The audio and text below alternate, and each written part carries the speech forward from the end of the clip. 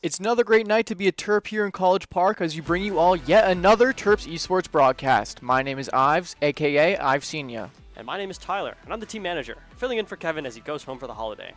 That's right, Tyler. We've got a lot to cover in our pre-show, including a quick review of how the game works, as well as an interview with our team's top laner, Brett. But before we get into the action, let's go over the rules of your typical League of Legends mid-tournament match. If you've never played the game before, League is a multiplayer online battle arena, also known as a MOBA. 5 players on each team battle it out on Summoner's Rift. There's monsters in the jungle, minions in the lanes, and turrets to be destroyed.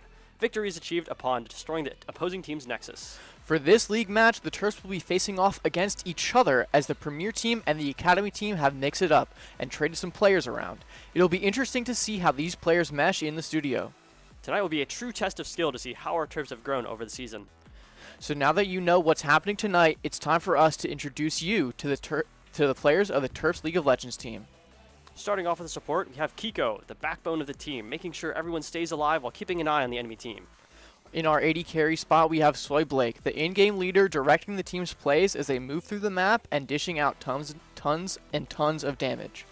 And in the mid lane, we have Casti, a specialist in high burst champions, looking for the right opportunity to take down high priority targets. And in the jungle, we have Pika, a very confident player with no fear when it comes to taking risks and putting his team on his back. And finally, in the top lane, we have Bread, who enables his team to execute plays and play to their full potential. And speaking of Bread, here he is now for a quick interview.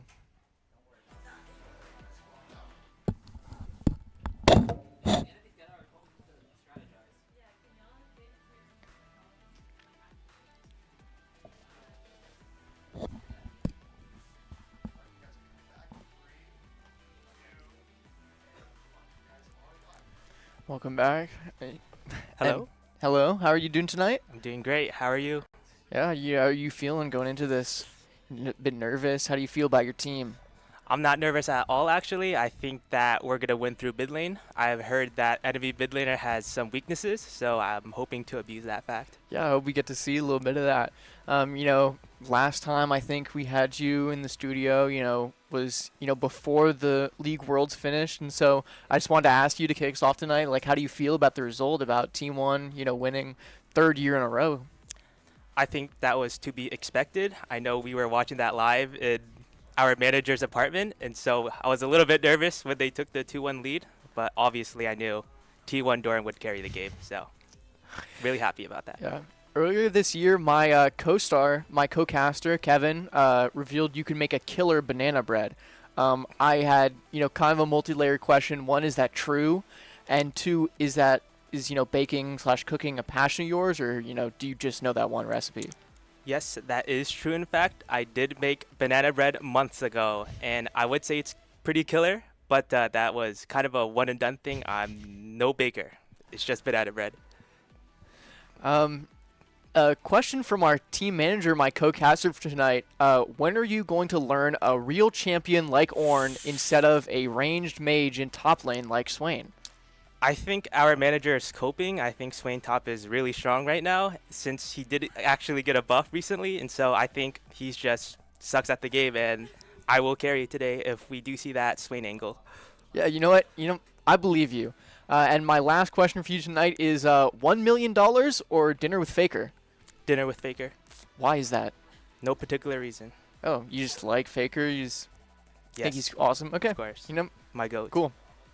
Thank you for answering those questions, and that's going to conclude our pre-show for this League of Legends match. We'll be right back after this commercial break. Thank you.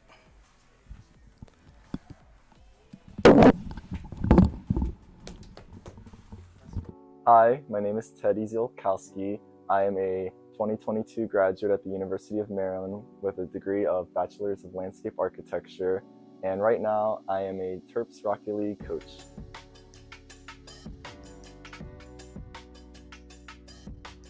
Yeah, I think one of the biggest factors of why they invited me to be the coach for the Rocket League team was that I played a lot, and I was actually like the Rocket League president of the club. I played for the collegiate team before Terps Esports was a program. So I was a huge person in this community for Rocket League. So they really wanted someone who was kind of like a cornerstone that built this community to come back and be the coach.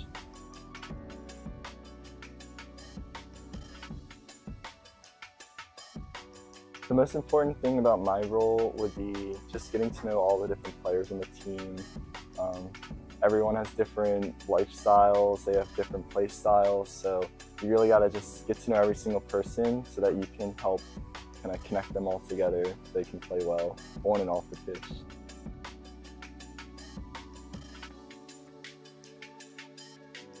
My favorite part would just be seeing their improvements throughout the entire season. I mean, you start out and everyone's a bit awkward, everyone's kind of shy as well, and I think by the end of the season, like now, we play together, everyone kind of jokes around a little bit more and kind of shines their natural ray, so it's really fun just seeing, and they're also just getting better at the game too, so we're excited just to see them play better as well.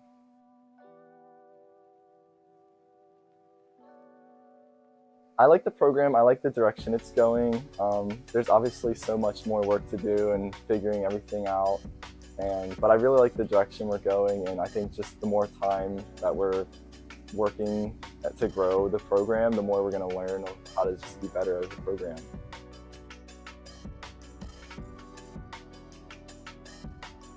I think one of the things that I really want to keep improving upon for like Terps Esports is just building a bigger community for all the games. So the Rocket League community has a really big community over in the club side. So it was really nice to see more people just like bonding together. People are just, instead of just seeing as like practices as being like a forced mandatory thing, people are like reaching out to each other and like they really want to play proactively with each other, and they're becoming friends as well. So it's not even like a team and we're just teammates and that's it, but it's more like we're staying up till like 2-3 a.m. playing because we're having fun playing, and that's also helping them get better as well. So it like increases their like chemistry together and like just playing together as well, and they can handle losses better when they're a team and they're friends. So that's like a really good part about just building this community.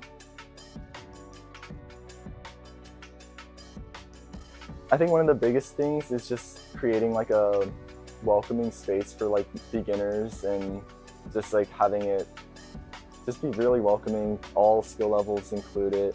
So that's something that we can try and do, and just create more diversity in the esports scene, just have more opportunities for other people to come, and maybe they're prodigies at a certain game or something. So when more people are playing the game and just creating more noise, then it's awesome for more people to just keep coming. It's almost like a trend.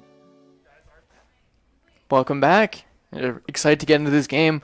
We heard, a little bit about the strategy, about what might go down in this match. Heard that, Team Thanos, their mid laner, has a few weaknesses, as Brett described it. I don't know. I mean, that's just banter. Are you sure? That's just banter, really. Are you sure you as a team manager don't have any insight into what those weaknesses might be? Well, I know that Brett was just talking about his teammate for the Premier team, Matthew, aka Neko Nyachan. So they're pretty good friends. They like to banter, like to trash talk sometimes. All for fun, of course. Of course, but they're gonna be fighting tooth and nail against each other. They're gonna want to, fight to their death. Essentially, they're gonna throw everything in there to try and win. It's going to be a good match to watch, I think. Maybe a little bit of trolling, though. I hope not too much, but definitely at least a little bit. Yeah, like what champions do you think we're going to see? Like, I know there were some talks about, X or Y, maybe a Swain as you so detest. Okay. All right, okay. As we can see, Team 3-man gank on blue side. That's our team in studio. So far, they've banned Pyke and Nocturne. And for Team Thanos, they've banned Aurora and Urgot. Those are both champions that belong to Bread. Yeah, I was about to say, he loves his Urgot. He loves that Urgot. Loves that Urgot.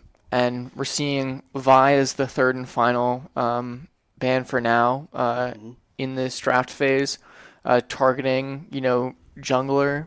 Yep, that's the Academy jungler Mo. He's playing from home on Team Thanos. And we get an Orianna pick for Casti. Just like Faker. Just like Faker. I agree with Brad that I would have chosen dinner with Faker over the $1 million. Yeah, you were telling me, and I think it's a ridiculous thing to say. But it's Faker, man. It's just, you only have, your first instinct is, an answer, but if you're given time to think about it, I think you slowly draw away from We'll Dinner with Faker and you we'll lean see. towards that $1 million Anyways, look because at this next pick. What do we got? you got an Akali. That's, Calling?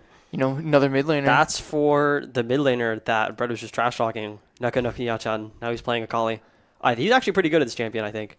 I saw him play it a few days ago. He's looking pretty good. He doesn't usually play it for matches, but I don't know. It's a good champion. He's pretty good at it. Definitely, I think Neko has a lot of champions in his pool that don't exactly fit into the meta or things like that. Jarvan for Team Thanos in the jungle.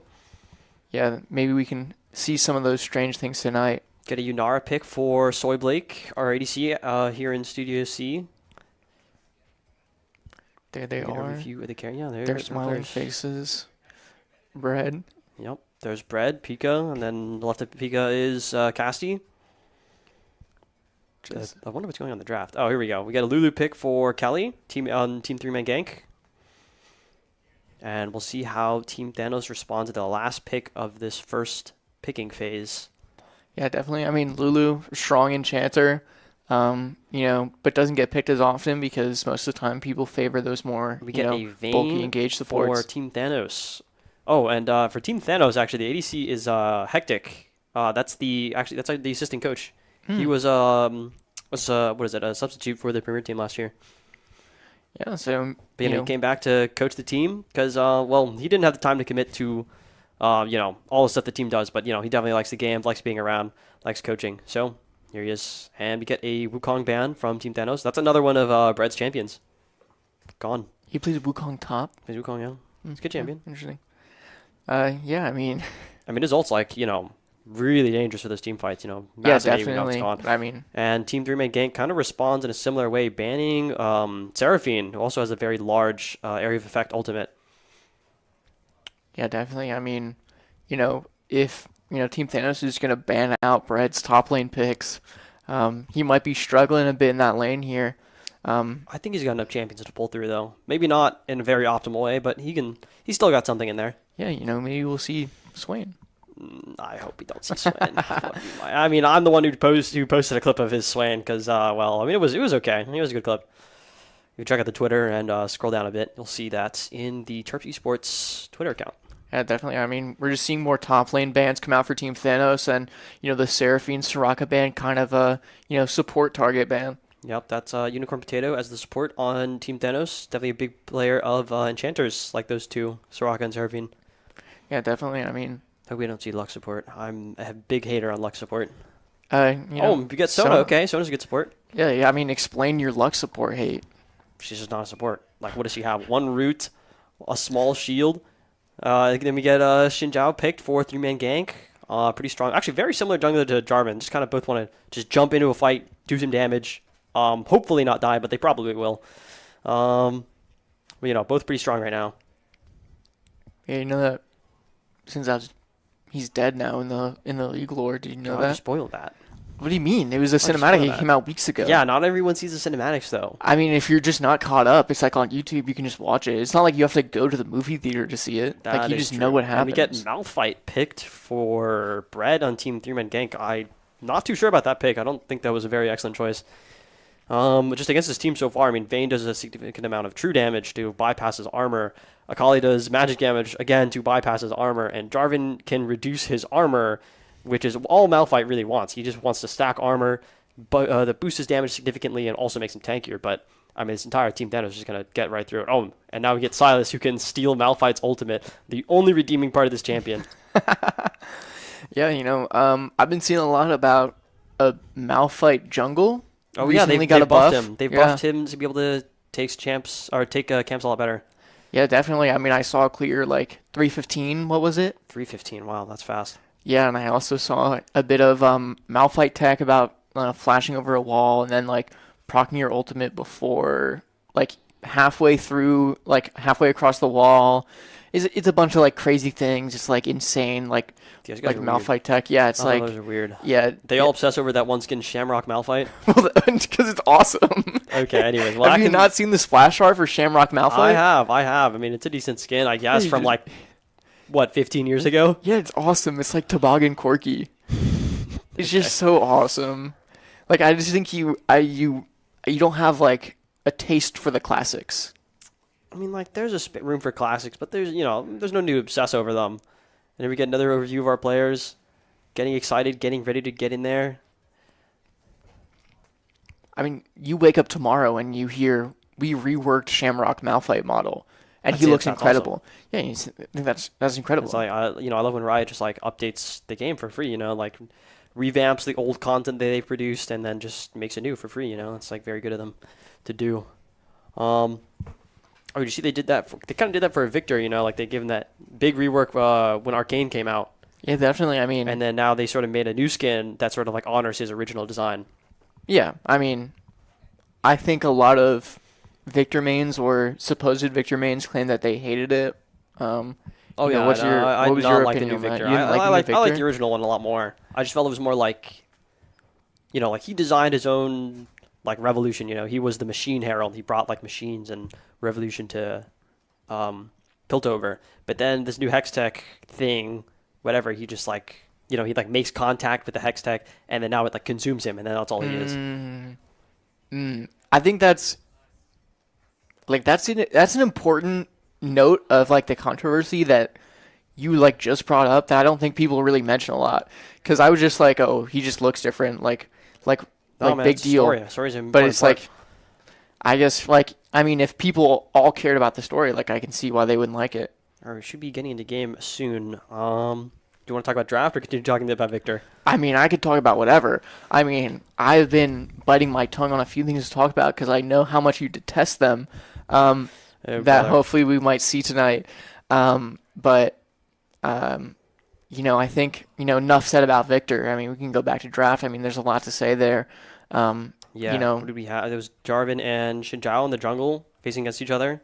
They have some connection in the lore, but I mean, in gameplay-wise, they're both kind of similar. They both just want to dive in and get some damage off and some crowd control. That's kind of it, really.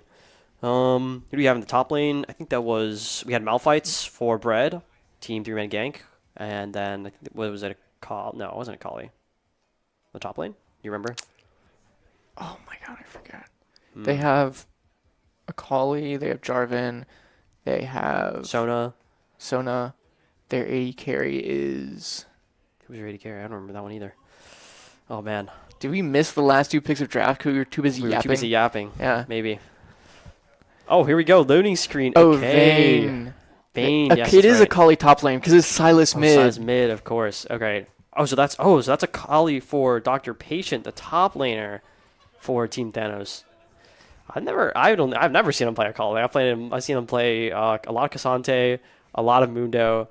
A lot of these like big tanks, but like not Akali, especially someone like Malphite. I mean, while Malphite's definitely more optimized into attack damage champions, unlike Akali, he can definitely still just stat check someone, do a ton of damage. Mm-hmm. I hear that we're in game, but I don't see it. I hear a bit of typing. People are talking. Yep, I hear a message was sent. I hear the new winter map.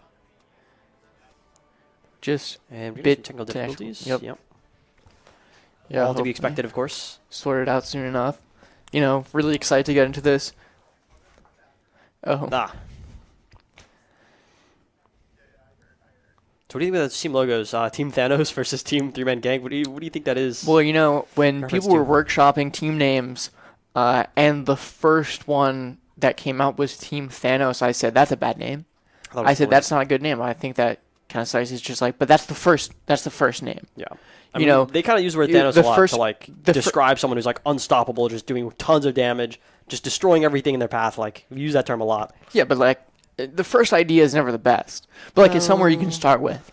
Like you want to get your own identity as a team, like as a people to, distinguish yourself. Like you don't want to be like associate with Thanos. You want to be your own unstoppable force. You want people to know you as like an unstoppable force in your own right and not just like, oh, it's Thanos. They didn't change that. They just stuck with it. They said, okay. That's funny amongst them, it's Thanos time. Team Thanos. They say that, no, I mean, like I said, they say that a lot when someone's just destroying them. Or when they are destroying the enemy team. It's like, wow, you're like literally Thanos, bro. And I think 3-Man Gank is cool because they took part of, like what they were talking about, what they, discussed amongst themselves, and they turned it into a team name, I think. In studio. the inspiration to create that, I think, is good, and I think that's cool. Yeah, and that logo right there, that is Bread in the middle. That's Pika on the right, and to the left is Matthew, aka Neko. And yeah, he's playing on the mid lane for Team Thanos. Or no, not Team Thanos. Wait, yeah, he's playing on Team Thanos. That's why they crossed him out. That's why he's, not here. That's why he's not a part of the 3-man gank. Exactly. They'll find another 3-man He is the gank. man who is going to get ganked. Oh, yeah, they're going to gank him. They're going to 3-man gank him mid lane. Of course, that's what they're going to do. What is it? The jungle to support in the top lane, just coming down to destroy him. Let's see, who's he playing? He's playing Silas, right? Yeah. And he's playing against, who else is in the mid lane? Orianna. That's not an ultimate that he could really use to get out, but it could definitely, crowd control him, pull them in, do some damage, hopefully get them off of him while he makes his escape. Yeah, I mean, I think that's a big thing to look out for, especially in, like, not just this match, but, like, all three of them, is the titular 3-man gank. 3-man gank. Yeah, we're going to look out on the map for that. I think we might be playing without a spectator delay. Should be pretty cool. So we're gonna get some awesome. Oh yeah. Wait, we could look at the Twitch chat while we're talking. We probably could. Could See what they have to say and be like, oh my god, that was amazing. Or like, oh my god, like that Tyler guy, he's a team manager and he's a caster. Oh my god, that's so awesome. Yeah, casting's pretty fun. I do it sometimes. Like, this Tyler guy is so, like, attractive. Like, if you guys see my is he boss, Sergio, single? you should ask him to pay me 1.25 times my regular rate because I'm doing 2 jobs, technically. It's pretty cool. If you can. Yeah. All right, I mean, now we're in game on the new winter map. It looks so festive. yeah, I mean, a big thing that people wanted was the winter map back, and now it's back, and it's like, back, oh, it's it's winter. And I thought it was gonna be like just kind of really lame, just like Mhm. add snow everywhere. But they did it really well. And if you look carefully, look at their items. Instead of potions, they have hot cocoa. It has the that's same effect, but awesome. purely That's actually, aesthetic. that's just so awesome. I know, right? Did you love to see it? You know that for the promo video, they imported snow to Riot Games headquarters in LA. Oh, okay. Oh, here we get some damage off on Casty. Unicorn Potatoes are kind of being aggressive there. And 3-man gank's just going to back off. Just going to allow that damage to happen. And they return to 5 points. Casty's going to take a recall to get that HP back. And Kiku's going to face check. Get shot as well. Not too much damage. Kind of an even trade. Yeah, definitely. I mean, really beneficial that no one else was in that bush when Kiko checked it. Oh, yeah. She would have been dead. Yeah, 100%. Especially at that low level when, you're an enchanter and, you probably spec into, your projectile, your Q first as, Lulu, and you don't have that shield up yet. Of course. Wait, got a lane swap here. We have Bread playing against Matthew. There we go. Just some trading. Bread's going to soak up some damage with that shield. Trade back. Having a big fight down here in bot lane. Heal was used by Unicorn Potato. Gonna have a big loss on that trade here. Yeah, that early heal is just, like, surprising. Yeah, it's a long cooldown. Very long cooldown. Yeah, for sure. And I mean, it's just like, Kiko didn't have to use that, and as this lane, keeps progressing and as trades happen, like, inconsistently, you're probably just going to get that health back. Seeing some more damage back and forth in mid and bot lane. Get level 2 here for 3-man gank. I think they, unfortunately, are out of range, not able to do anything, but they can zone off Thanos from getting that XP and gold. Yeah, definitely. Bread That's here in the pretty good, mid lane. full HP. Surprisingly, I think he's really focused on Neko Oh here. wow, look at probably that. across Hectic the is series. very low. Still has both thumbs up, but if he forgets to press those at the right moment, he might be dead. Yeah, definitely. I mean, probably just trying to wait. He doesn't want to use them too early. You get some trading here. Bread's just going to soak up some damage to that shield. Not too much happening here. And in this top lane, this Orianna, Kali, it's the mid lane in the top lane. True. A lot of AP damage from those 4. We get some trading here. Bread is almost out of mana. Neko's almost out of health. Nothing's going to happen here. Hopefully some regen with that potion. Yeah, it's just like Bread trying to get some mana enough so he can deal damage to take that last bit of health. But He was going to walk up and take a bit of damage. And we get a gank here from a Moog on the Jarvan. Can he close in time? Flash, flag and drag, not close enough. Soybix gonna get whittled down, has barrier put up, heal from Kiko. Soybix are just gonna try and retaliate some damage as both teams walk away with no deaths. Yeah, I mean, but definitely a scary situation for a 3-man gank in the bot lane here, as, you know, their health kind of, you know, shaved off a bit by a Moog here. We have Pika trying to get a tower dive on Dr. Patient, uses the flash to get out. Just a sliver of HP. Cassie's going to finish him off with another flash as well. And that's first blood. Yeah. You know, luckily no one died there. I think, you know, not the cleanest gank you could have seen there, but could have been better. Worked but out. That's okay. And now, I think Team 3-Man Gang is in a dangerous position. We're getting a flash from Unicorn Potato, flash from Hectic. A lot of damage off. He was going to get taken down by Danny here. This is just a sliver of HP. Yeah, a 2 kills for both teams. 1 more kill means feat of strength, or feat of warfare. Yeah, and I mean, Hectic was so low there. Only tanked 1 tower shot. That second one would have killed him. But unfortunately, you know, couldn't prolong that fight. And as we see, Bread and Neko are going neck and neck here. The next rotation, Matthew might be able to turn this fight if he can get a good W in. But if Bread flashes, oh, we get another gank from a Moog here. Gonna drop the controller to reduce the vision. Another flag and drag, not close enough. Pika's right here to turn on. There he is. No abilities to get out. Bread flashes the abduct from Neko, and that's first 3 kills for Team 3-Man Gank. Definitely, and Pika remaining here in the mid lane, you know, trying to get some early tower damage. Unicorn Potato pathing up on Sona. Fight under tower. Bread going down first. Neko barely surviving for that first kill, gets taken out by Pika, and Sona is just going to get that execute. Wow, I mean, I'm not sure that was a good idea for them to just engage under tower like that, but are we going to find the top lane? Dr. Patient's going to go in using that Shroud, getting huge damage off Casti. Maybe not be able to get the kill, and without any... And there it is. There's the kill for Dr. Patient.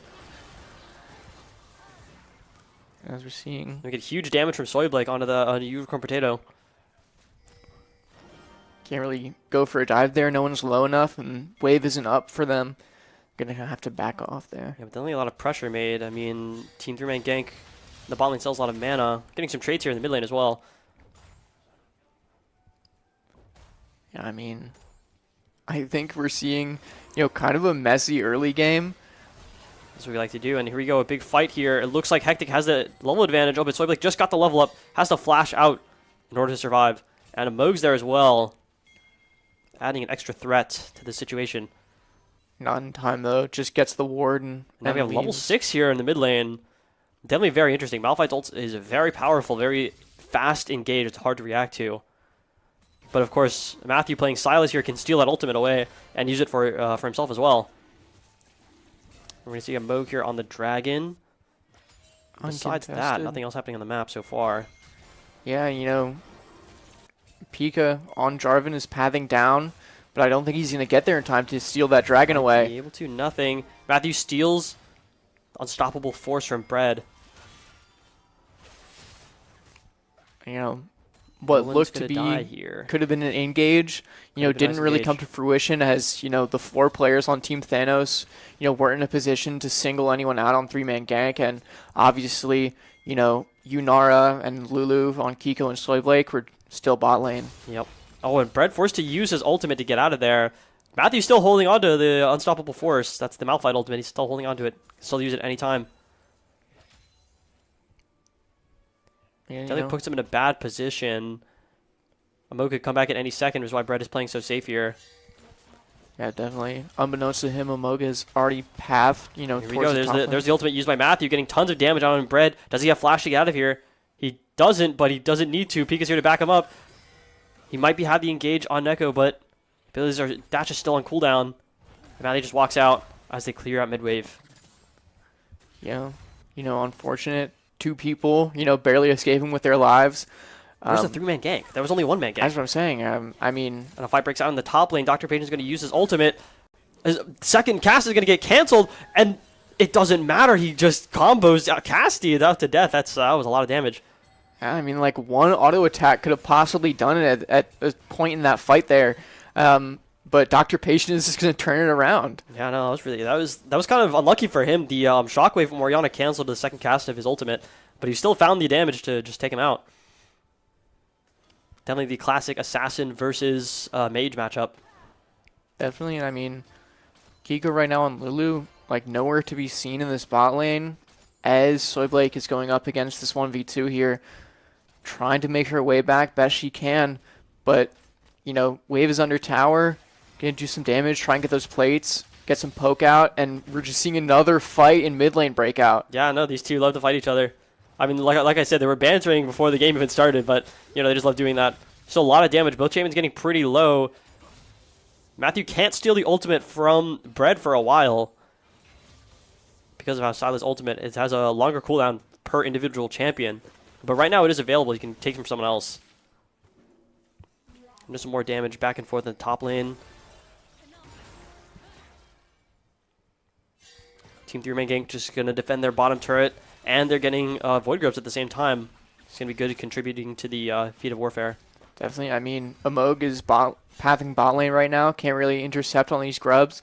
And it was something that, you know, Pika tried to go for earlier, about, you know, a few minutes ago, but had to back off because of Amog in that top lane, having that presence. But luckily they get that. They get their first objective, make it a 1-1 on those objectives. Okay, and the 3-man gank bot lane is taking a lot of damage here.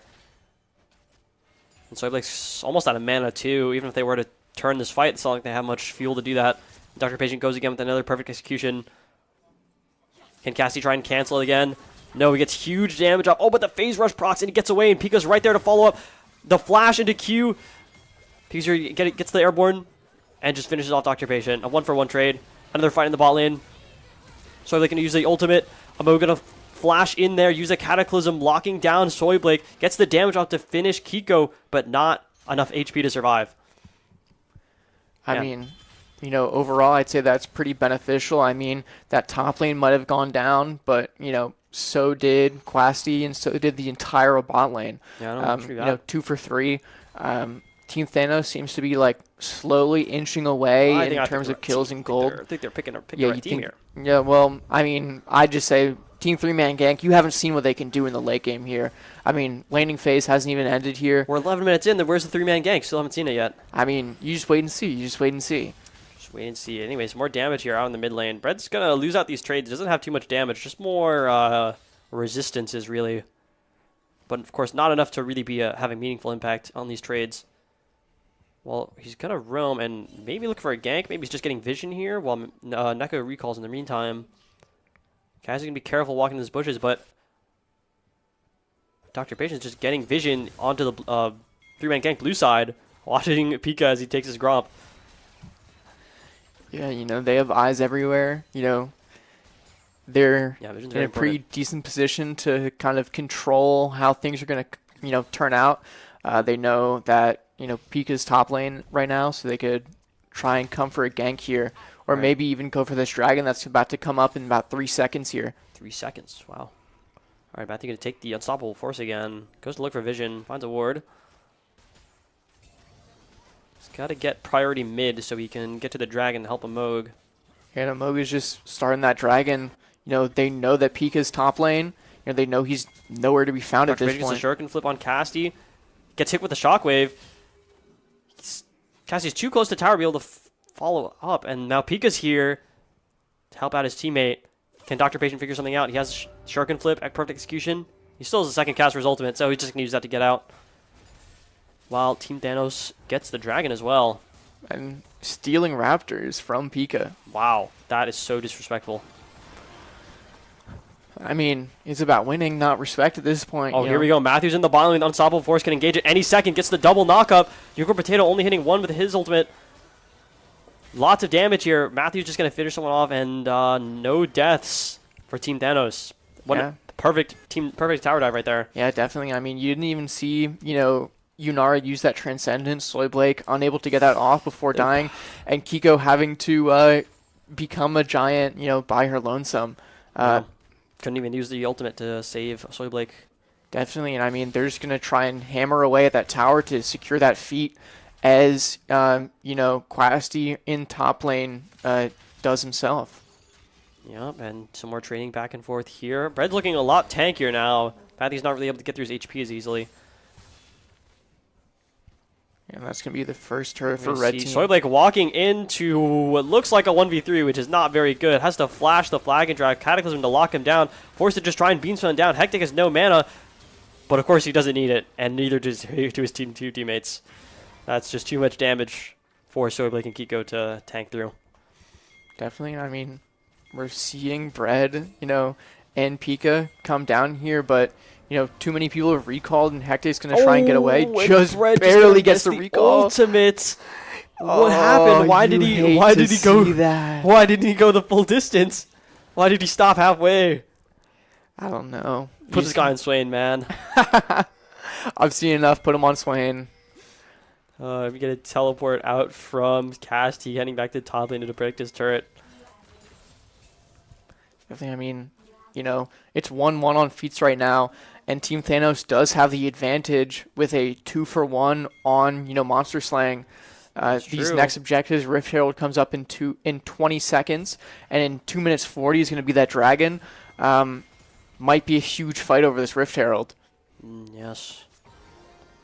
A lot of fighting over some upgraded shoes. Well, of course, there's more than just that. So if he's going to try and get... Oh, and here we get a pause. I'm sure we'll find out what it's for soon enough. I'm sure. I mean, how are you feeling? You saw that first landing phase. Pretty cool game, I won't lie. That's all you have to say. Pretty cool. Anything else? And what was cool that you saw? We're back. That was quick. Sometimes it can last a while. We see the Brett has completed the Kana Grookern on the Malphite. Can we give Magic Shield? Well, Soyblakes again in a terrible position here. Gets hit with a crescendo from Unicorn Potato, stunned and killed. Brett's here to follow up though. Maybe he can get another engage. Just gonna run at them and do some damage while Pika also hits them. A flag and drag from Jarvan. No ultimate from Malphite. Kiko's just gonna try and keep Pika alive, but it's not enough damage, and Hectic is just running them down. This guy is literally Thanos right now. He just shredded them. There's too much damage. See, that's what I'm talking about. That's what they would say. I bet that's what he's saying right now in calls. Like, guys, I'm Thanos. I'm Thanos. Dude, you're literally Thanos right now, bro. I'm Thanos. Thanos right now, guys. Yeah, I know a lot of people on the Terps Valorant team like to say that too. Oh, they call people. Yeah, no, it's a good term. Very effective. Because I mean, it's just very perfectly scripted. And here we go. Team Thanos is taking down the Rift Herald. If they kill it, they claim the feats of war. Or feats of strength. Yeah, feats of strength. Gives them the upgraded boots, and there it is. Upgraded boots. That's extra move speed, and they can put some gold into it to get an extra effect. Usually, how far would you say that win rate shifts when you get feats of strength? I want to say at least like 60-40. Like maybe 65-35. Dang. I've heard that, what is it, Void Grubs shift the win rate by about 16%. Here we got another big trade here. Cassius is just going to completely zone Dr. Page, not taking any damage. Just going to abuse that range, very powerful ability to be able to hit from a long distance. Keep yourself safe. But of course, if with just a little bit of help, Dr. Page could burst down Cassie at any second. I think both ultimates are available. And that's the shockwave from Cassie that's just going to kill Dr. Page. Play, Thought he could resist the damage there, but it's too much. Keeping the distance, especially under that tower, difficult playing around that tower radius. Great, and I think... Sure is. The Team Thanos is going to try and maybe collapse on Brett here, but do they know that Pika and Kiko's here as well? I mean, Brett with Brett's ultimate, he can just get out at a moment's notice, and he'll be too far for them to re-engage. But of course, without that ultimate, it means they can't turn the fight. Yeah, definitely. I mean... In the meantime, Casti takes the turret in the top lane, while Team Thanos goes on to Infernal Drake. Yeah, it's just, maybe that's what they really wanted out of that engage, was just to scare them off and try and, secure that dragon. 3 out of 3 of the dragons that have shown up here. Oh, is Pika going to get stunned, not able to actually get into the pit and try and steal the dragon. Neko's going in, gets airborne twice. Still full HP, though. Unstoppable Force out from Bread. Cataclysm to lock a bunch of Team Thanos down. Matthew returns with another Unstoppable Force. Meanwhile, Thanos is being Thanos. They're just destroying Team 3 rank gank here. So much damage. Cassie's in there. Does he have? He doesn't have the Shockwave, he can't get any big AV damage. He's going to get beamed down. Soybik's going to try and back him up here. I don't think he has the damage to take down Hectic, and I think that's the end of the fight here. Cassidy just got his ultimate up again to turn that fight, although it still was a net positive for Team Thanos. Yeah, definitely. I mean, what we're seeing here is just a runaway game for Team Thanos. Their AD carry is, up, is online, activated, capable of just, taking so many people out in that team fight, scaring people off, securing objectives. And we're seeing this, like 3K gold lead. Their objective bounties up for 3-man gank. Yeah, and, 3 dragons, 2, 3-man gank, 0. It's becoming an increasingly dangerous game for 3-man gank as they lose control over the map and they lose control of these objectives, and the team just gets stronger and stronger. Well, I think the one thing that's flipped for both teams is that, in the early game, we saw Dr. Patient getting a lot of solo kills on Cassidy, but it looks like it's flipped now. Oh, here we go. We're trying to get an engage here. Gets the Shroud. Pika's here. Dr. Patient just forced to use his perfect execution to get out. Not able to actually take down Cassidy. But yeah, like I was saying, this matchup is completely flipped. Looks like Cassie's just completely running the lane now, even though his team's behind. Yeah, especially, I mean, it is just at this point, for that top lane, a farm difference. Oh, Unicorn Potato forced to use the Crescendo, gets re-engaged with the Unstoppable Force. Hectic are going to try and condemn him to knock him away. Team Thanos is trying to run away. There's a re-engage out with a Moog. Pika's going to chase down Unicorn Potato for the kill. It looks like Team Thanos is separated, and they're just going to get taken down by... Oh, sorry. Team 3-man gank was separated. Team Thanos takes him down. Yeah, definitely. I mean, I think Pika just wanted that kill. He really wanted to regain some of his dignity in this fight, or in this match here. Yeah, I think it was really worth it. I mean, his team just really got separated there. It was not looking good. Definitely. I mean, do you think even, if he's there, do they win that fight? He could. I mean, honestly, killing the Sona is really important. She was providing a lot of healing and shielding for, for Team Thanos, so taking her down is, usually pretty important if you're getting a kill, but... I mean, even still, we're chasing that much. I don't know. So much damage. Oh, Shockwave out from Cassidy. Dr. Page is going to follow the perfect execution. Shuriken, Flip, and Flash to get out. Not enough damage, but despite using all of his abilities, he's just going to have to walk away. Yeah, as Team Thanos gets this Otacon, Unicorn Potato on Sona here to assist. Kwasi and Pika both low. He's going to try and slow with that ability. Team Thanos at least able to take a turn in the bot lane using the Rift Herald. No, don't kill Shelly. No, not Shelly. He's Rudolph. He's Rudolph. He has the red nose. Oh, we got a disconnect here from Hectic, oh, and a pause coming out. Okay, well that's probably fine. I'm sure we'll be back soon enough. Yeah, hopefully. I mean, what do you think about the winter map? We kind of briefly discussed it, but people have been asking for a long time, right? Yeah, I mean, I think it's fun and incredible. It's festive. Oh no, I think so especially when things come around, in real life, holidays, seasons, things like that, and the map changes to reflect that. I think it feels a bit more better integration into the game, and we're seeing. Did you hear that a summoner has been disconnected? Do you hear that? Yeah, a lot of people are disconnecting here. That's not good. Still going. I wonder what that means. I hope it's not everyone. I hope it's just one person getting disconnected over and over again. Oh, okay, they're reconnecting now. Oh, but on that same thought, I remember 2021 they had the Spirit Blossom event. That was around the same time that the the cherry blossoms were blooming around DC. It just felt pretty cool. You'd play in game. You'd see these nice, pretty trees, and then you go outside. Even during the pandemic, and then you'd see the cherry blossoms. It's pretty cool. Yeah, I think it's awesome. When you have kind of conflicting aesthetics of how the real life looks right now and how it is in game, and you've been playing on the Summoner's Rift for so long. It's been the same map all this time. Might get a little boring if you don't shake it up a little bit. Just make it look a little different. True. And right now, let's just take a look at the scoreboard here. I mean, Team Thanos with their ADC Hectic, 11-1, has 3 completed items. Definitely a lot more damage than what Soybik is able to dish out. Definitely a big advantage for Team Thanos having that damage, as well as the Sona just keeping him safe. And a lot of crowd control out as well from the Jarvan. Definitely, I mean, force to be reckoned with in this match right now. And of course, he's not completely invincible if they catch him out while he's on his own. He's only one champion. But I mean, Vayne's very, very capable champion, even just on her own. Not a lot of range, but a lot of combat power. Can kite abilities. Yeah, I mean, definitely. I mean, invisible. If we see that titular 3-man gank onto Vayne, possibility, anything's possible. But right now, we're just, seeing, Thanos, Team Thanos, move into this bot lane river as the dragon is about to be summoned in about 30 seconds here. I think that's... Is that 30 seconds? Oh, I was looking at the buff timer.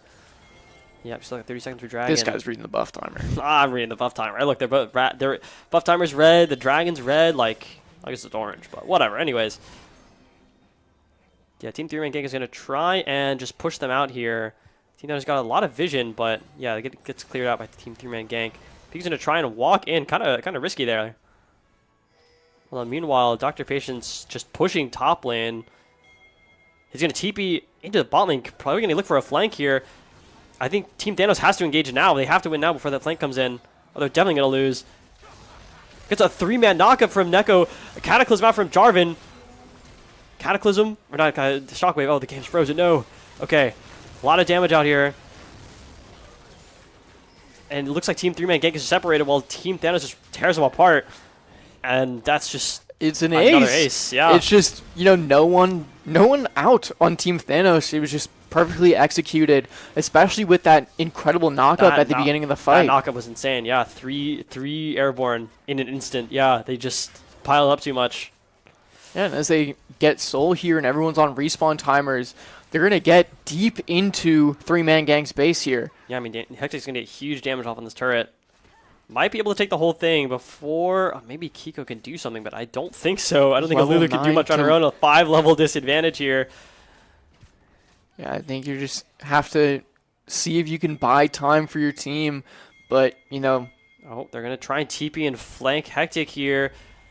It's the 3-man gank. Red flashes on him. The Condemn doesn't connect with the wall. No stun here. Brett's just going to run him down. Can get it slow every now and then. Hectic's going to get huge damage. Just going to kite him back up. Amok's here to provide him some support. His team, Thanos is there to back up Hectic.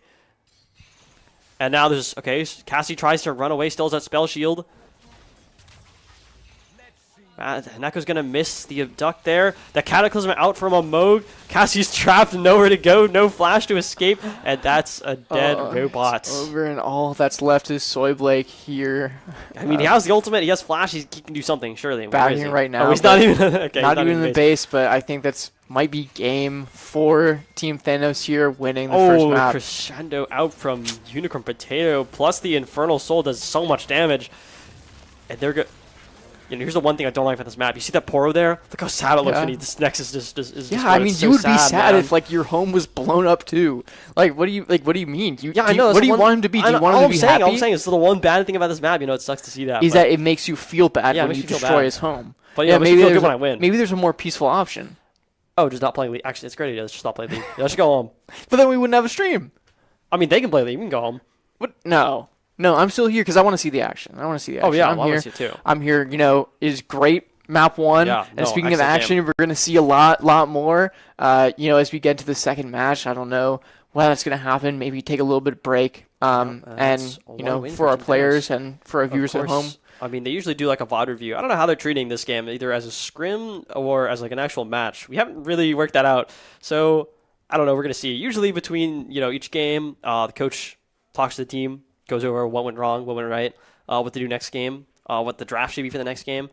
We haven't really established the rules on if we're doing fearless drafts, if we're actually going to spend the time to VOD review, all that kind of regular stuff that we do. So yeah, I'm curious what they're going to do now. I guess we can talk about the game in the meantime. No, I mean, definitely a lot of really good engages from Neko. Yeah, for sure. I mean, having that match, I think going to take some time to digest that, and our players are going to do so as well as we cut to a quick commercial break. Of course, and we'll see you back for game 2.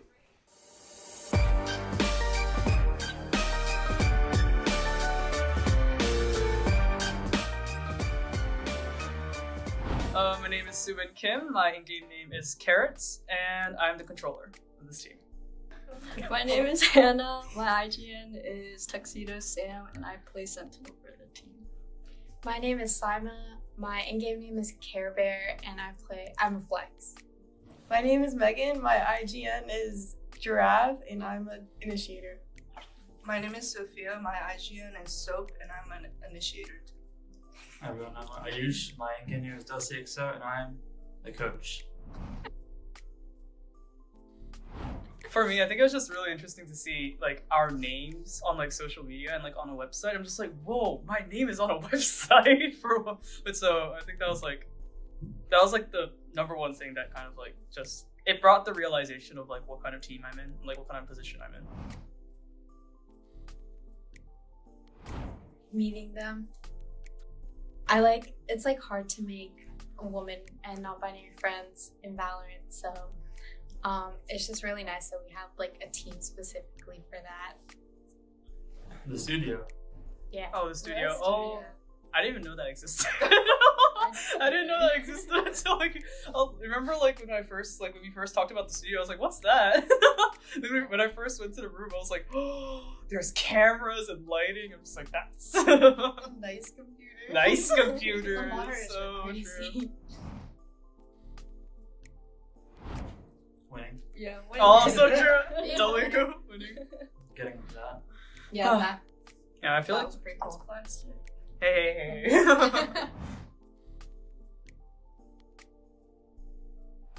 I would say supportive is definitely like Dusty and Rachel. Those two. Just like making sure we had scrims down, making sure we had practice schedules down, like Dusty making sure like to pick out what we did wrong, just like, helping us improve. I think definitely. Yeah, Dusty's a very present coach, so Very. it's like he's really reliable and helped us through the whole season. Thanks, team.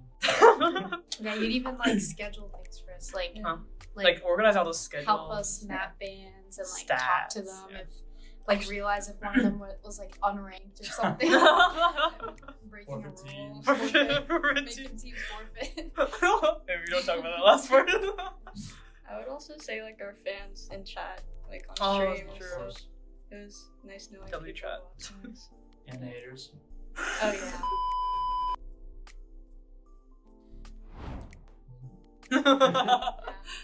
Improve in the higher division. Yeah, it is definitely more challenging because we're in a higher division now. But I think we could, like, with our coordination, I definitely think we could. We need to bring home another one of these.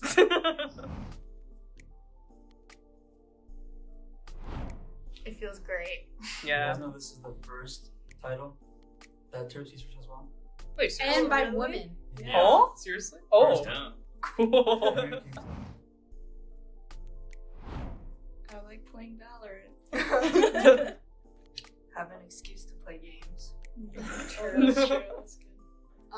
For me, I joined because, well, like I've always wanted to be on a women's team, especially like since I got to UMD, and me and Dusty had always like tried to make teams work every semester, and this was the first time it actually did work and stuck, and the people who tried out like were committed. So I guess I've always just wanted to be on a women's team to like connect more to that community. To make friends. So I had that gap, without a team for a while, and then I saw the form, and I was like, I really want to try this. This sounds fun. And then, yeah, I play Valorant too much.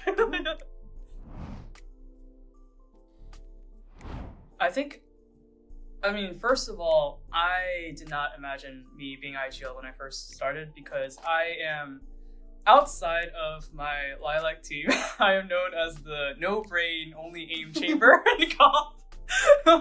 So I did not imagine myself being IGL. But I think it's there were some difficulties in the beginning because I wasn't used to giving out comms. I was just very confused. But I think now it's just the amount of trust that my teammates give me when I give out comms and the amount of coordination that we have. I just love being IGLing because I trust that things will work out.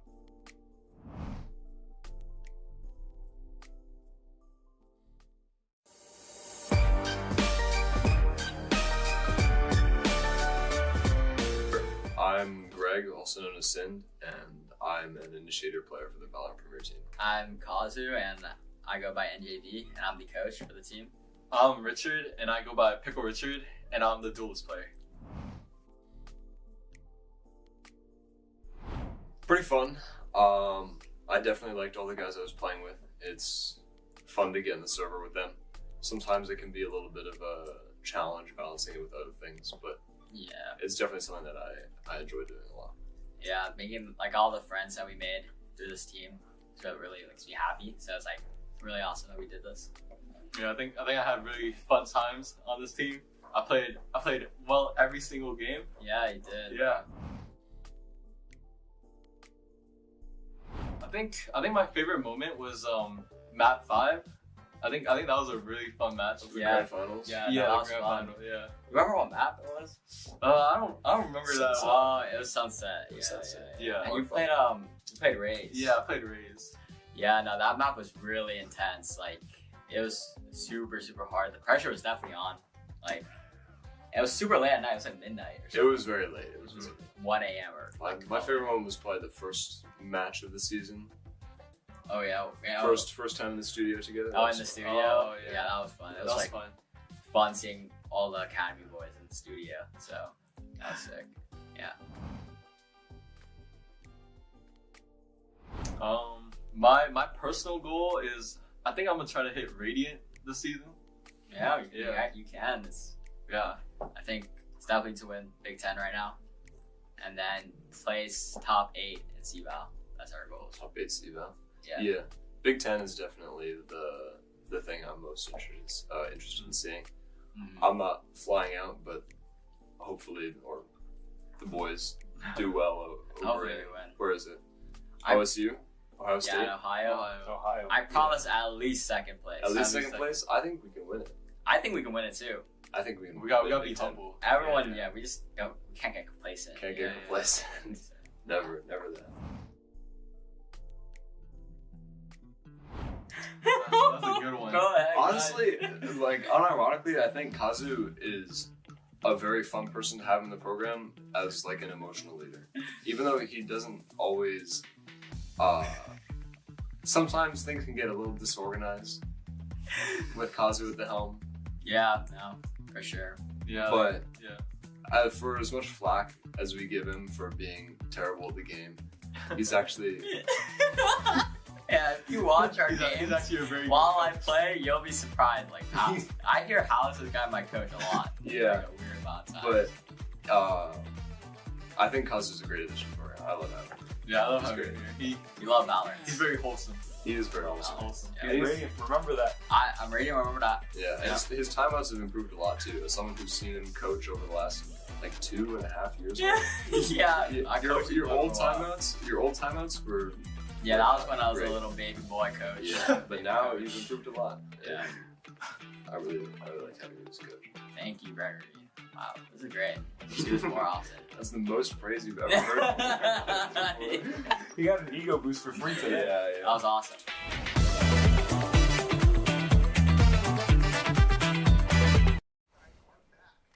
We're back for game 2, waiting for draft to start. Should be an exciting game 2. I mean, game 1 was pretty good. I think you kind of get a little more energy going for the teams when they're playing against each other. You know, they spend the whole season, bantering, trash talking, all for fun. But now here they are actually being able to play against each other on stream. So I think a lot of exciting plays have been coming out. And here we go, another overhead view. I hear they're being coached by, not the actual coach, but instead by the former jungler for the Premier team last year. Yeah, so I hear he's helping them out. And here we are in draft. So far, what do we have? Same bans from Team Thanos as we're seeing, early and They switch sides. Pretty similar for 3-man gank. We're seeing that Aurora, that Urgot, that Zoe ban, and the Vi, Seraphine, Victor ban for 3-man gank here. Yeah, that Aurora ban is for Casti and Bread. The Urgot ban is just for Bread, and then the Zoe ban is just for Casti. I mean, they're really concerned about those two players. And then we get a Rise pick for Team Thanos. That's for Neko. And a Wukong pick for Team 3-man gank. Now, I think that could be either for Bread or Pika. I think they both play as champion. So, definitely a good flex pick. Very strong ultimate. See how Team Thanos will respond afterward. We get a Talia for Team 3-man gank. Going to Casti. I think Faker plays that champion quite a bit, right? He plays Rise 2, of course. I mean, why are we following in Faker's footsteps? Why can't we make our own path? I mean, all roads lead to him. No. Duh. Actually, I think the saying is all roads lead to Rome. So Pretty sure he said all roads lead to him anyway. Anyways, you get Team Thanos having only 1 second remain. Oh, Nocturne pick for, I think it's a Moog playing. Yeah, it's a good pick. I saw him last game I watched him playing that champion. He was getting zoned out from a dragon, and then he just flashed in, smited it, and he just stole it. Just like that, and then he got out. It was pretty cool. Now let's see what they pick next. Pick number 3 for Team Thanos. Only 8 seconds left. they're really taking their time deciding Yeah. what could possibly They might be. have the actual coach helping them out with this. And we get a Mordekaiser. Yeah, no, I've heard them talking in scrims. They've had a Mordekaiser into Wukong matchup. They just prioritize so heavily on ulting that Wukong so he can't get the knockups on their team. You know, I know tech to mitigate Mordekaiser ult. Do you know that? I told you about this, right? I don't think so. When we get to Varus pick for Team 3-man Gang, another big champion for Soy Blake as we enter ban phase 2. Yeah, big Varus fan. That's what Blake, that man. Oh, definitely nice Varus, good champion. Can do a lot of damage. I mean, I've seen Varus one shot like 10,000 HP tanks just for fun.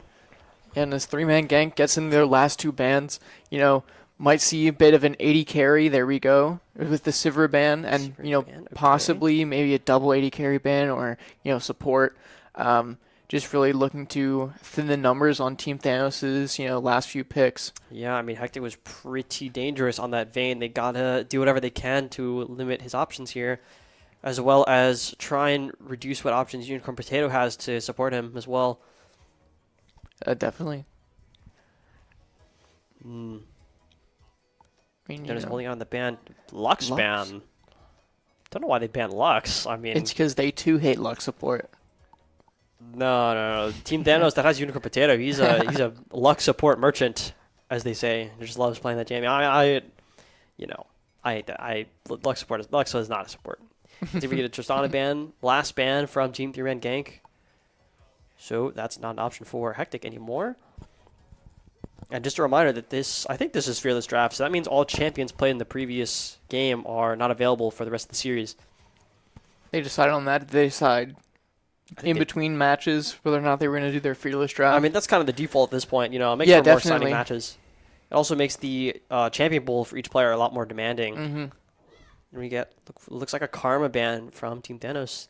And let's see how Team 3-man Gank responds. I mean, you were saying that Unicorn Potato is a Lux support merchant, but I think, there are similar champion pools for Kiko on 3-man Gank they're here. Both very similar. So we're just going to see those banned out.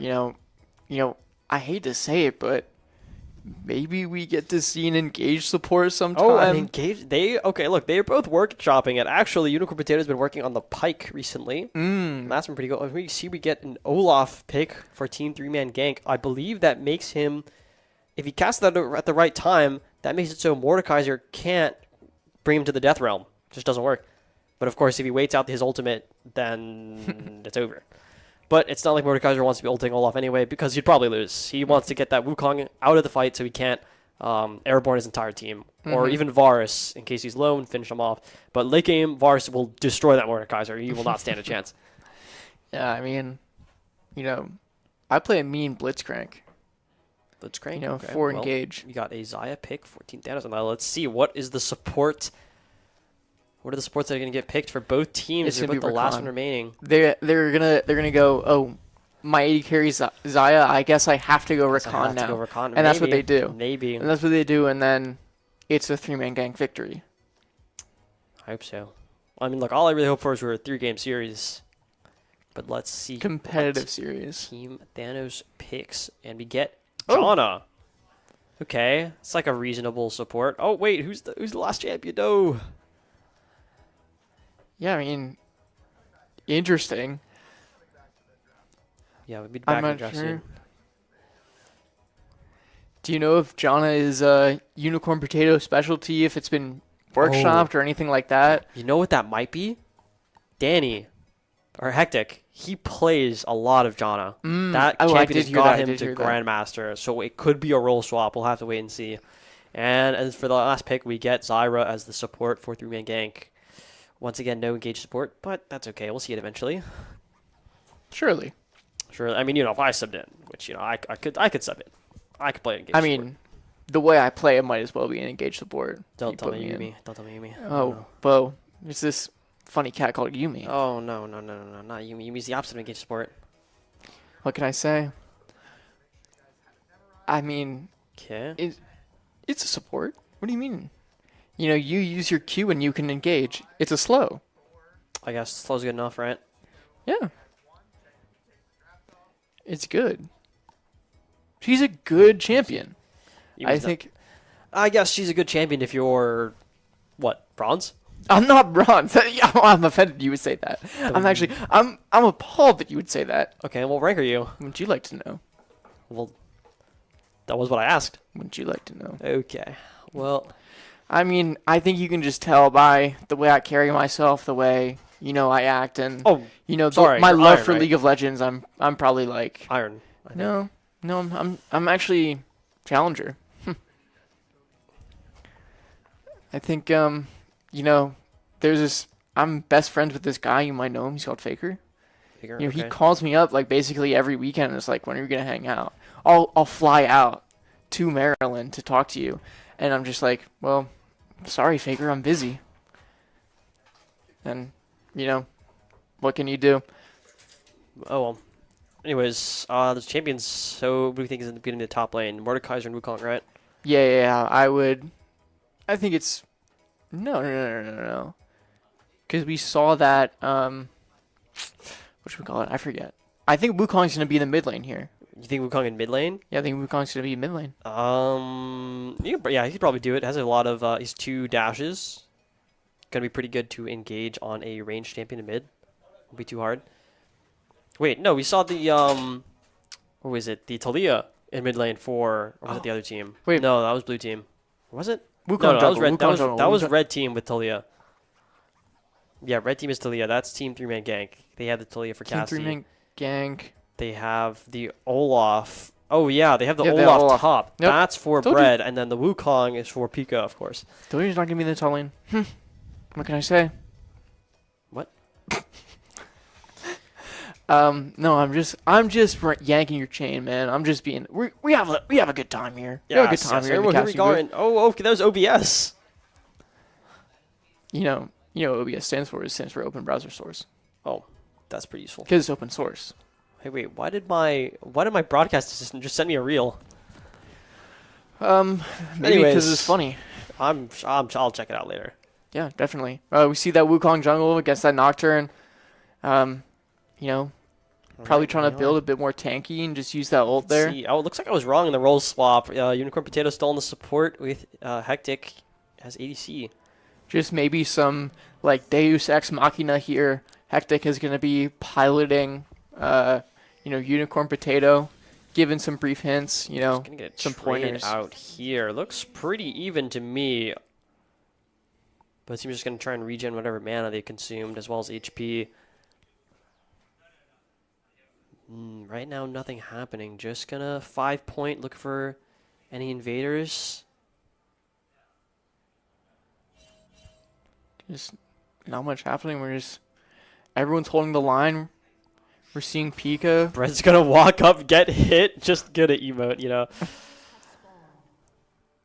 Emote She likes to mess sitting around on like push that. against Pika here. Just staying still.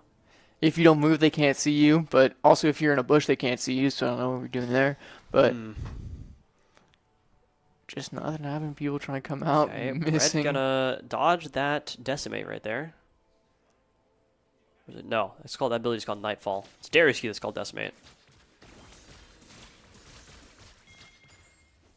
And he's gonna walk and just some abilities back and forth. Okay, having some brief technical difficulties, but all right. Well, from the game sounds, what do you think? What do you think's happening? I think we're just seeing some farming, some poke going on. I think it's Zyra right now. here. Her feather. Yeah, That's yeah. Zyra's ability right there. Some farming. That's mid lane. That's Rise. Yep. No trades coming out, no abilities going out, just straight no farm. abilities. But I don't think on anyone. That's Syra right there. I don't know who that is. I think, yeah, okay, we're back. I think that was bot lane. I think that looks was like just in a bad position here. Knock up onto Kiko. So we're going to charge up that arrow, forced to use heal to run away. Hectic's getting huge damage off. But is he going to commit the flash to trying to get this kill? Don't think so. I think the noise you were hearing was Airy. But that's Summon Airy, of course. You see? We are back to only hearing the game. Hear that knock up? Okay, we're back to seeing the game. Dr. Patient looking one level of disadvantage here. Bread's gonna just try and whittle him down. And we get Pika here, maybe gonna gank on the Wukong. Was he spotted by Team Thanos? I don't know. Yeah, I think, getting Vision out just in time to see that Wukong pathing to them. Oh, a knockup out from Unicorn Potato. Soyblake's in a bad spot here, gets slowed. They're going to try and regain onto Unicorn Potato, but now Hectic's free to just run at them. Of course, no damage just yet. No level 3. And there it is. Let's see, Bread's going to try and secure that cannon minion. Oh, Kiko's looking very low here. Maybe two more auto attacks will take her down. I mean, everyone's low here. Level 3. Weighing the pros and cons of a tower dive here, essentially. I think to play it smart, 3-man gank is going to have to stay under this tower. They don't want to give up any free kills like last match. Here we go. Bread's going to just run at Dr. Patient, gets the axe. It's going to slow him. Dr. Patient forced to use that flash here. I think it's just, a great trade for Bread here in the top lane. Yeah, I mean, that throwing axe, it reduces the target's armor by a good chunk. Allows him to do way more damage and just keep hitting him. In this mid lane now, Neko coming back up. Trying to catch this wave on the tower. Just going to take a few hits from Cassie here. Nothing too significant. Level 1 mage. Well, level 5, but no items yet. And looks like the game is... Bread and Dr. Patient just standing there, having a good time. Yeah, maybe have a bit of a social gathering. Oh,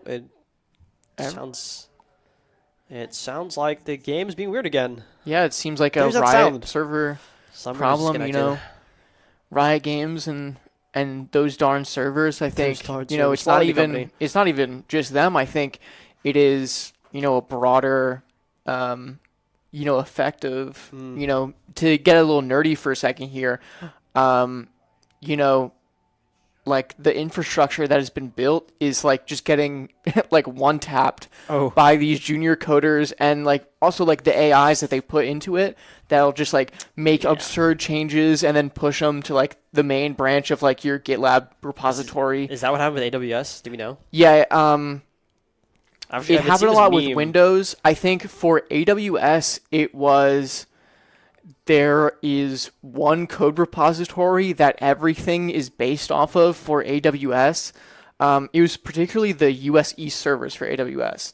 So they have like servers like everywhere. But like the Eastern ones were the ones that were impacted the most, because I think this repository for, I think it was logging. Log4j is a JavaScript logging, class that you can import to get like information about what's going on, and an update that was pushed to Log4j create a vulnerability that caused the service to crash.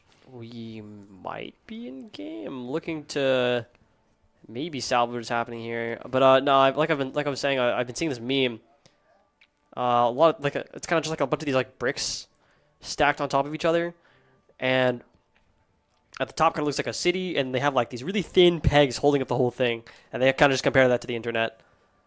It looks like we are, time's running in game, but the minions aren't doing damage. Everyone's frozen. Hectic disconnected, so his Xayah is the only one pathing anywhere. Wow, and it's back to the Nexus. The only thing happening is okay, we're back. He's gonna chase in Flash, try and get that kill on Dr. Patient. One more auto tech's gonna do it, and there we go. First blood for Team 3-man gank. Okay, well, that was a very weird... I've never seen something like that before. Yeah, definitely. I mean, I think it was just like, the state on that spectator didn't refresh until a little bit later. Maybe. Get level 4 here for balling a team 3-man gank. He's going to get a root here. So I'm going to charge up an arrow. Good, decent chunk of damage, but I think overall a loss. Kiko's missing a good chunk of her HP right now.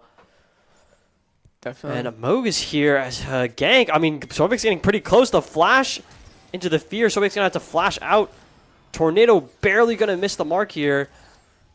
Soyblade getting away with his life. Going to channel one more arrow to maybe do some damage, but... I mean, look, no flame, but I think if that was Danny on the Janna, he would have had that tornado like primed and ready before he rounded that corner. He would have just knocked him up as soon as he flashed. I mean, you win some, you lose some, but I think that was definitely beneficial for Team Thanos here, as they can, kind of zone 3-man gank in the bot lane off of this dragon to contest that, and just off of the lane itself. Though, the thing about Chemtech Drake is that it gets stronger as it gets low, and I was hoping maybe Pika would come around and try and steal it from Amog, but it looks like he's just going to go for his camps instead. So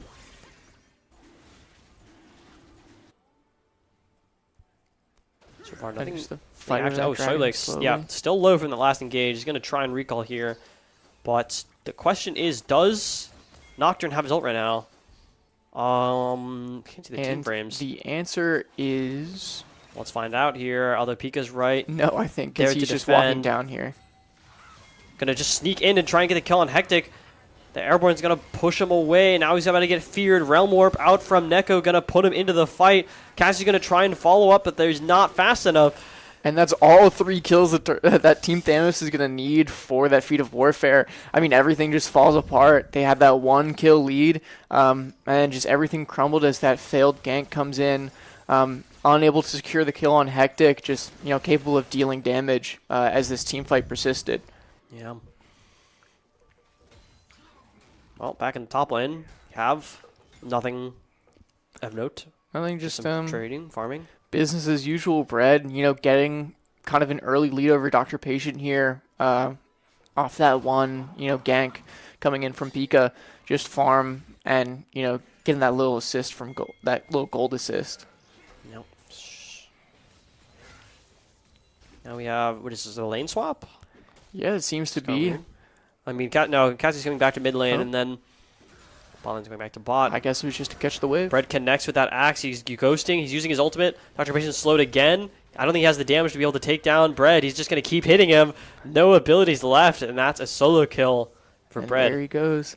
I mean, Bread really capable of running away with his top lane here at this point. Yep. And it's going to be super important as 3-man gank's bot lane is struggling right now. I mean, someone like Mordecai is actually pretty weak to Olaf. Olaf just completely gets to control the fight with that ultimate. He gets to say, we're fighting right now and you can't stop it. So that means that, if Mordecai is going to win that fight, then, of course, Brett's just not going to engage. But whenever Brett wants to engage, whenever he knows he's going to win, he'll take it. And I'm going to see a root miss here from Kiko. Oblique just trying to get a little more damage in. Meanwhile, 3-man gank gets that. Void Grubs gonna have a fight here. Cyclone out from Pika. Ultimate from Dr. Patient, as well as the darkness from Amog. Everyone's nearsighted on Team 3-man gank. They can't see him. Pika gets the dash in to take down Amog. Bread's looking pretty low. Can Dr. Patient gets the swing, and he gets it. Takes down Bread. Pika's getting crowd controlled. Rooted, huge shield for Dr. Patient. They're just gonna keep going. He's gonna heal from during that fight. And Echo's just going to keep shooting him, keep using his abilities. I don't think Cassie's going to live for very long. Gets rooted, and one more auto attack, and that's another kill. Wow, I mean, that was pretty good. Yeah, I think pretty messy for 3-man gank. Just fighting way too long, I think. They got those grubs. They were weak from it. And then the whole team came in. Chain of Corruption missing from Soyblake. He completely whiffed that ability. It's not going to be good. They won't be able to win the next fight without that ultimate. Definitely, I mean... 3-man team with 80 carries are low, though. Anything is possible here. Oh, with double knock on Unicorn Potato, but although I think Kiko's too low... Or not Kiko, Hectic is too low to be able to chase them down, really. Any one more ability from 3-man gank will kill him. Definitely, I mean, especially because that Jean Tornado wasn't, charged up enough, and that knockup was just like possibly like. Oh, less here we than half go. a second. Bread once again trying to get to him. He gets the axe, but he wasn't close enough. He's not able to continue the ultimate. He needs a target to be hitting for his ultimate to continue. And he's just got to back off here. Demogan has now shown up. But of course, there's Talia coming with the Weaver's Wall. Realm Warp coming in from Neko. There's going to be a big 3v3 here. Cassie gets singled out. Huge damage. Bread is also way too low to be able to keep fighting. Pika shows up at the perfect time. Bread barely gets out of here. And that's another kill for Team Thanos. Yeah, I mean, Bread's too low here. I hope he doesn't greed here and give him another. Yeah, I would hope so. I mean, maybe he's just trying to get some XP off this wave or the gold, but he has to play it safe, especially if Dr. Patient gets that shield up and is just going to walk off, making the smart decision here. It's a glimmer of hope for a three-man gank here. As I was saying, Bread definitely had a runaway lane there up until those grubs. But three-man gank is going to have to, as we've seen in the last match, play from behind here. We're just seeing a little bit of poke from Kiko. Not really taking any substantial damage for her. And here we go. Mo trying to chase down Casty. Forced to flash. Wow, it's a big cooldown. I think if he actually got feared by that, Neko would have walked up, rooted. That would have been a lot of damage.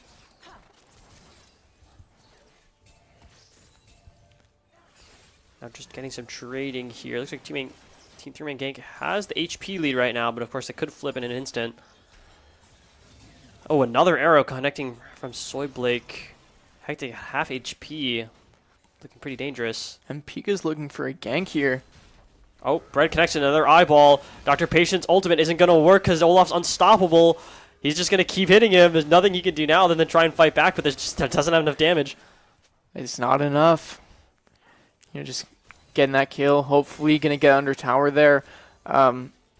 There's just a race for that tower feat as, the bot lane seems to have better position here. Oh, there we go. We can see the team frames. Mo's going to use his ultimate, forcing that flash out, but getting crowd controlled on the turn. And that's gets a kill for a three-man gank. Pika going to flash in, followed up the Cyclone, gets the airborne on a Unicorn Potato. Unicorn Potato not going to fall with the ultimate soon enough to cancel the knockback. Huge recall of those feathers, getting tons of damage out. But of course, not enough to completely turn the fight around again. Man, really good ultimates right there. Of course, I think Pika was too far in, and his teammates were too far away to be able to commit something. And now Bread gets another solo kill. Yeah, 2-level advantage plus, just 2-level advantage here. It's definitely huge for Bread. Plus that 60 CS lead and 60 CS lead, 2 extra kills. Right now he has all that gold sitting in his pocket. He hasn't even spent it yet. Just imagine what he'll do with that once he backs. Plus he's hitting that tower right now. He's getting plates too. He's just getting so big. Yeah. Oh, there he goes. Feat of tower destruction. Yeah, and just going to even it up on feats here. That feat of monster slaying is going to be super important. Team Thanos got it in the last match, but unfortunately... Right now it's 1-1 for monsters. Each team has one neutral objective. We're just going to walk up, try and take down a Moga. I don't think Brett has the mana to really start a fight here now. Yeah, he's been fighting for a long time. He's super confident right now, but 3 people are here in the top lane. If he even, thinks about engaging, Team Thanos is going to be there to stop him. But luckily... look, if they all stood still and, auto-attack, they just auto-attack battle and stood still, I'm pretty sure Bread would win, but unfortunately, the league's a little more complicated than that. Yeah, this isn't no team fight tactics. This isn't no auto chess. Nope. All right, here we go. Trying to collapse on Bread. He has the ultimate and flash, so I'm pretty sure he's out no matter what. But hopefully he doesn't have to use too much to escape. So barely gonna miss the Death's Grasp here. Just gonna trade back. It's hit by the Decimate, followed with a Chain of Corruption. Dr. Payne is too far away to be able to cast his ultimate. He's just gonna get whittled down here, followed up with an arrow, and that's another kill for Soy Blake. Oh, that was his first kill. Oh no, Brett is chasing down a Moog. I don't think he's very long for this world. There's no way he makes it out here. Unless he had the opportunity to ult there, but he did not. Yeah. Brett's getting very strong here. He still has not backed on this Olaf. He has 3 kills, an entire turret, and almost, 70 CS over his opponent? Yeah, I I mean, he's mean, going to be... he's finally backing right taking now. that back, and he's buying. He's figuring out what items to buy. I'm watching his inventory. He's Yeah, going I'm through seeing 3 it. different items. But he goes with the experimental hex plate. That's going to reduce his ultimate cooldown. The ultimate that makes him unstoppable for a few seconds, which it can extend as long as he's hitting someone. He'll stay unstoppable. So it's definitely a very good ultimate to have. It also boosts his attack speed and movement speed. That's what that item does. So definitely made him a lot stronger now that he can spam his ult a bit more. Meanwhile, Cassie's just going to recall mid. Going to get it back of his own. And right now, you just see Pika taking Scuttle, Moog's taking the blue buff. I mean, Team 3-man. I think Team 3-man gang really has a chance this game. And right now, the bot lane's kind of neutral, which was like the tipping point for the last game. Right now, it's looking pretty good. Hex is just going to try and get some damage off on Bread. He's rooted. He uses the ultimate, takes down a Moog in 2 seconds. Going to fall up on Unicorn Potato. The ultimate didn't last long enough to be able to stay unstoppable. He's going to chase him down, but the... Oh, here we go. Dr. Patience on the flank. Pika's going to go and get the Cyclone 2-man knockup. There's too much damage onto Pika. He's in there by himself. Bread also in there by himself. And right now, Team 3-man gang is left to 3 people. Realm Warp coming out from Neko to try and flank them. Kiko's getting some damage in. Dr. Patience now right behind them. So what is Soyblade going to do to try and kill them? He's just going to keep running. Cassie going to use Weaver's Wall to escape. I don't think he used that ultimate very well. I mean, yeah, it's just going to be a 3 for 2, in favor of Chief Thanos. Yep. Fight around that Rift Herald to, try and stop that here we Feed Monster go. Slaying. And we're going to have to see that flash from Cassie. Yikes. I mean, yeah, that Nocturne ultimate is so... It's kind of funny, though. Okay, the game tracks, like, a crowd control score. I think it's, 1 point for each, minute you've crowd control someone. Something like that. And it's insanely high for Nocturne because of his ultimate. Here we go. Pika's going to try and flash to finish off Dr. Patience. He's going to have to flash as well. Use that Death's Grasp backwards to try and push him away. Pika's going to keep chasing. He has another dash soon. Maybe going to try and commit to that kill, but... I mean, both of those champions have shields, so they're deceptively tanky. Yeah, definitely. They're under tower here, trying to play it safe. Pika doesn't have any ult, and he's just going to get, sent to the realm of death by Mordekaiser. Hopefully, unfortunately, can't finish him off. Dr. Patient getting sent back to the realm of the living and gets taken out by Soyblade. 3-man gang's just going to take out Dr. Patient on that at the end of that ultimate, and they're going to take it to tower as well. Right now they're pushing top turret as well. They're going to respond to bot momentarily. Man, let's see. What other items do we have right now? We see Casty has finished his Archangel Staff. It's fully stacked, which means now he gets a huge shield once he gets low. Mages these days, right? Like they're barely squishy anymore. Back in my day, back in my day, you'd be like a melee champion fighting a mage, and you just fight them and you kill them. But now they have all these heals and shields and have so much HP. It's it's tough out here, but it's okay. Arguably a good thing. A good thing. If you don't want to play a character that is just going to instantly die. I think it should take some kind of skill and some knowledge to, play around that. The fact that you're maybe a bit weaker physically than the melee champions expectedly. True. But as I say, range is the is the strongest stat in the game. Being able to reach someone else while they can't reach you is very powerful. And movement speed is close behind that. It's almost like effective attack range. Kind of to get in faster, get out faster. Very useful stats, but of course those mean nothing without actual attack damage or ability power to boost your damage. And right now we're seeing both teams set up for a dragon. Team 3 is going to be cautious as they move in. Going to clear out wards one by one. They're going to start the dragon despite knowing that Team Thanos is up and they have ult ready. No Realm of Death though from Mordekaiser. And they're just going to try and beam it down. Amogu's going to walk up and Red Team takes the dragon. They get the engage. No ultimate for Bread anymore. Chain of Corruption out from Soyblade, getting a good chunk of damage on Janna. Not a priority target though. Going to try and go for Neko here. Cycling out from Pika. A lot of damage out on Hectic. He's not able to survive that. Dr. Patient trying to flank, but there's no team for it to actually help him here. So now he's in there by himself, and he just gets shredded. Wow, and Neko's gonna try and recall out on their side of the map. And meanwhile, Otacon spawns on the top side. I mean, luckily for Team Thanos, everyone is bot side right now. They can't, go for that Otacon instantly. But just a failed take on the dragon here, as Amog was unable to steal it away. Yeah. And I mean, the last time I saw him approach a dragon like that, he stole it, just like that. But of course, that was. I mean, you were saying it. I thought it was going to happen. That situation was like level 1 though, with like a level 1 smite, so it was like a lot easier. With only like 2 or 3 people on the dragon too. It's much easier to watch it tick down. But here is just so many people hitting it, so many effects happening to the dragon. I mean, it's hard to figure out. It's like, oh, whose ability is about to come up and deal X 100 damage to it, and then I'll have to figure out exactly when it's. It gets harder the more people are there.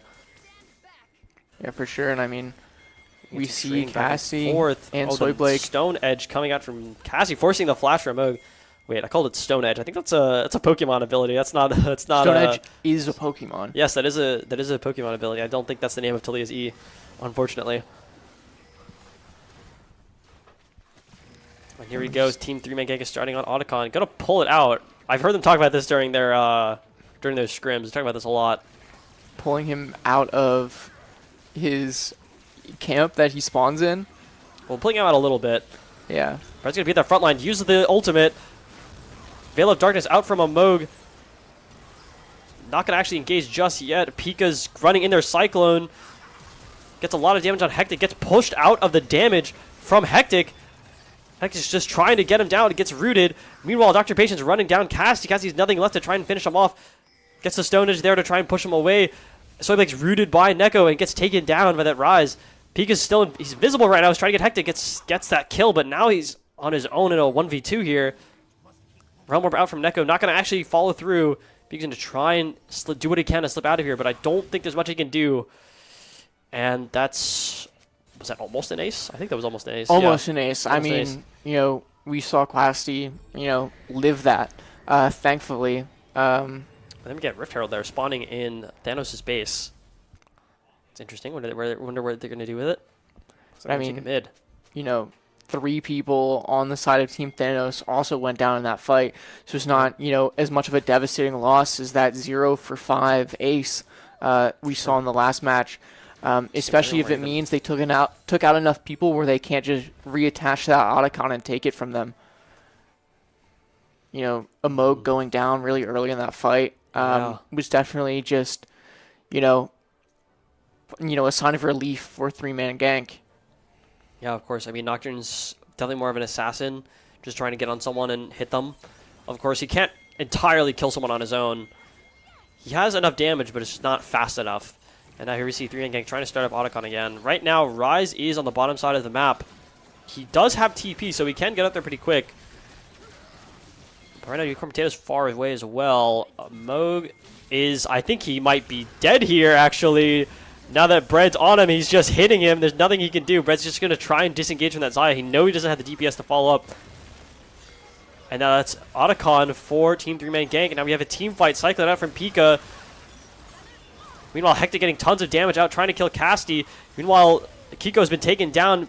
Pika's going to try and 1v4, but it's not enough damage. Casti's going to try and follow up there and hopefully allow Blake some time to escape. Gets airborne by the tornado and he gets taken down by Dr. Patient. Meanwhile, Bread, who ran away from that Xayah earlier, is just taking down mid-turret. Very productive there. Yeah, I mean, Predator said, I got my one, I'm going mid. I mean, he did his job. He ran down a move. That was he took out Pika and, was just like, okay, you guys got Otacon, which was just like, no smite in the game on the enemy team. Yeah, I think just can't really engage in a meaningful way there. Exactly. As we saw, the fight only happened after Otacon was finished. Yeah, and something funny I noticed here, there's 3 champions in this game right now that have experimental hexplate. I remember when that item first came out, barely anyone was building it, and now there's just a few champions who are spamming that item. It's so powerful. Mm-hmm.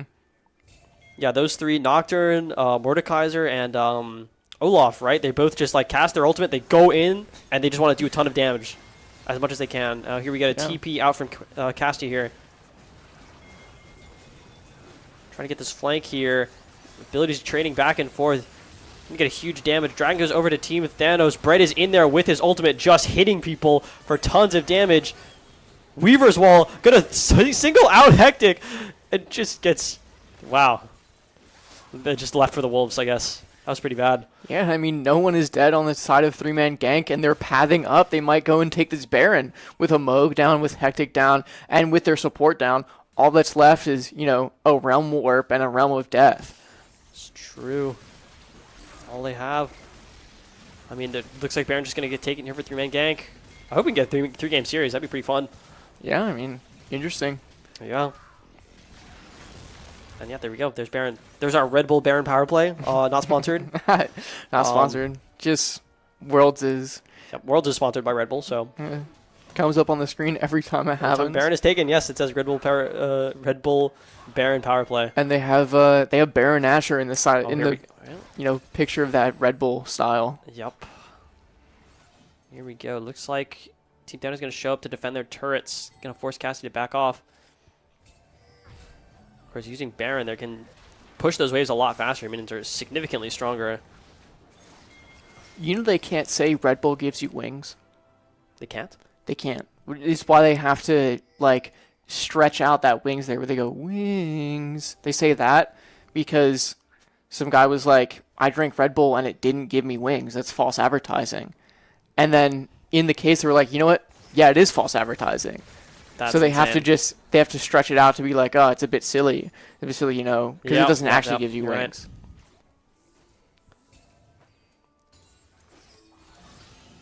Anyways, right now we see Team 3-man gank trying to push in the bot lane with those enhanced minions. So, of course, going to try and stay out of effective range with that Mordekaiser, but, of course, if he gets too close, it's going to put him in. Bread's just going to walk up there, cast his ultimate, and just keep hitting people. Going to flash in to continue his ult. Not going to have enough. He can't survive under turret for that long. Dr. Patient, of course, by himself. I think he's in the Realm of Death with Pika. He can't even finish him off. Wow, just a 1 HP, and he would have at least gotten away with 1 kill. I mean, Pika having to use the Cyclone to survive that Realm of Death, and the Weaver's Wall coming out to evade the, the 3-man gank. 3-man gank. Man, see, they're good at the 3-man gank. Actually, they haven't get 3-man ganked yet, but they're strong. They're resistant against getting 3-man gank at least. But we still have not seen the 3-man gank, so not sure we're going to see that. Hopefully soon. I mean, hopefully soon we might see, you know, a 5-man push on a base here as, you know, this Baron buff is taking away. Yeah, I mean, it's almost expired, I think. Just have to make the most of it. Not even getting an inhib off of it. Just garnering kills, taking farm right now. Yep, we're just going to deny the enemy team a lot of gold by taking these camps here. Also the buffs, too. Of course, Moog forced to flash out of there. You definitely can't see. You see 5 team members of 3-man gank here. Just going to run down this turret here. Going to hit Dr. Patient. Not much he can do here. No Zanya's, no ultimate. Right now, they're 5 teammates strong, just running down the base of Team Thanos. And right now, Neko's just not even there to help them. It's a 3v5 right now. I think Moog's going to be taken out too. And now Bread's in there hitting him. I think he might be able to tank the towers here. And he walks out with a shield and some heals to ensure his escape. You know, just forcing Unicorn Potato and Hectic off the inhibitor. Can't defend it. And they're just going to back out. You know, they got their inhib. They got their job done. But the flash engage on Neko, gonna, you know, root Soyblake, unable to do anything for a bit, but no one's able to capitalize. And they're just going to leave a clone behind, you know, a departing gift as of course the clone. They exit. At least it's not a Shaco clone. I mean, that thing blows up, so. Just a regular Wukong clone. Doesn't do... Well, actually, it can actually attack. It ults when the real Wukong ults. Man, listen to that music. It's so jolly. So, like, exciting. Jolly. Like, when it starts, it's, like, so calm. It fills me with the Christmas spirit. I can't wait. Cozy Christmas vibes, and then you get to the end of the game, and then it's like... And it's all right. We gotta deliver the presents before Christmas. We have to deliver the presents to the enemy Nexus. Yes, exactly. They're Grinches, and they won't let us deliver presents. We have to deliver them. Yep. Oh, you know, that reminds me of that video I made last year for the winter season. It was I took the 2024 season cinematic, and I just like added the players' faces over it, and like changed the lines and added to like like random effects, and they were like fighting over presents and stuff. I'll probably make another one this year. We'll see. See how it is. See how it goes. But yeah, here we go. We see Team 3-Man Gank taking Cloud Drake. That's 3-2 right now. We're at Soul Point. And just nothing really happening. I think 3-Man Gank is just taking everything on the map and trying to coalesce here as this team fight might break out in the mid lane here. We get a Veil of Darkness out for a Moog, trying to engage onto Soyblake. Gets taken down. Meanwhile, Bread's still hitting him, getting healed by the Janna ultimate. Pika's going to try to engage, get the Cyclone, but he's not close enough. He's getting zoned so hard. Ultimate out from Dr. Patient to stop him from getting that knockup. Ult gets wasted by Pika. He's getting half HP now. Meanwhile, Bread's getting beamed down by Rise right here. Dr. Patient goes golden. Hectic too low to be able to continue chasing. Casti and Kiko in there to use their abilities. Bread's one ability away from getting taken down. Pika's looking for it. Oh, he tries to take down Dr. Patient, just barely not enough damage.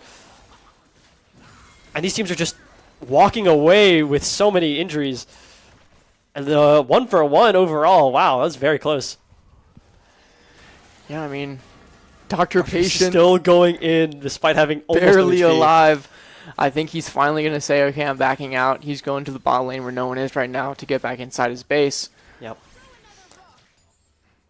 I think. Here we go, more taking camps, more denying this gold from Team Thanos. And that Baron's going to spawn again.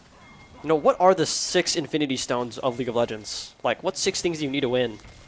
So you need a here we top go. laner. We see a TP from Dr. Patient. Maybe a 2 TPs. I still think maybe a miscommunication here. I mean, all 5 members of Team 3-Man Gank are up here, but it looks like Neko and Dr. Patient are going to walk out. A Moog, although maybe getting caught out here. Brett's going to run in with the Ragnarok, just going to hit a Moog. He's going to use the Veil of Darkness to get out of that fight, but just to die anyway. But that brief distraction got Brett to cancel his ult, is now no longer unstoppable. Of course, now Dr. Patient out of position. Going to get taken down here. That's a 2 for none. And it's right back to Baron here. Yep, Baron 2. All right. So, yeah, what are the 6 Infinity Stones of this game? What do you need to win League of Legends? You need probably all 5 rolls. So that's 5 out of 6 Infinity Stones. I'm doing a cop-out here. Okay. And the 6th is probably your fighting spirit. I think, yes, the indomitable human spirit. Because it's a team game, and True. then you all need to work together. You all need to become united under one goal. Exactly. You're right. And that's what the 6 Infinity Stones do. They unite their strength to complete one purpose. Yeah. One purpose at a time. That hopefully purpose hopefully not not so to. admirable. I guess yeah, destroys one out of 2 Nexuses. Half of all Nexuses are destroyed. I mean, that's true for each 2 Nexuses that are created. 1 is destroyed, right? Yeah. There we are. I think Thanos' math is off. I think half of all life is kind of crazy. I think if you went for maybe like 5%, wouldn't be too bad. 5%. Oh, here we go. Realm Warp out from Neko. Gonna try and follow Veil of Darkness from a Moog. Just does not have the damage here. He might be fighting an ADC, but he's scaled up way too far. Dr. Patient forced to flash out from that fight. He's way too squishy to take these engages. Neko just gonna try and clear the wave. Level 18 Rise. Full build, looking pretty strong, but of course not strong enough to take on 5 team members on his own. Of course, 3-Man Gank going for their structures here. A lot of damage. Matthew or Neko on the edge of just getting pulled in their team. Bread runs in there with a Ragnarok, gonna hit Hectic. Knock up from Pika as well. A lot of damage out, and that's another kill for 3-Man Gank. Looks like a flash from Hectic. Soyblade gonna try and get in there and get some kills. Gets taken down by Hectic. Neko gonna get knocked up, pulled in, no more shielding. Just a sliver of HP left. Gonna try and just keep Casti off of him. Danny gonna run in there with no fear, no HP left though. Amoog's gonna try and do something, but I think he's been too dead for too long. 2 and 13, Yeah, not enough kills, not enough gold. And that's 1-1 for the series. Wow. I mean, like I said, yeah, it was a good game. I don't know what to say. That was a great game. I mean, I think that was a great flip. You know, we saw, last match kind of, weak side bot lane, a stronger top lane. But that slowly faded away. But, on that Olaf, Brett on that Olaf just, said, okay, I'm just going to take what's mine. You just kept, going in over and over again. Over and over again. Always know his limits. I don't think a single time did he run in and just die. Yeah, and I mean, his it's own, incredible. And then in every team fight, he would go, okay, here's one person, I'm going to go kill him. I guess it's time for you to die. And then he did that, and then it's just like, looks like I won the team fight. Looks like we got the objective because the jungler's dead. I think I'll just leave now. Yeah. And I mean, incredible strategy. You won in the match.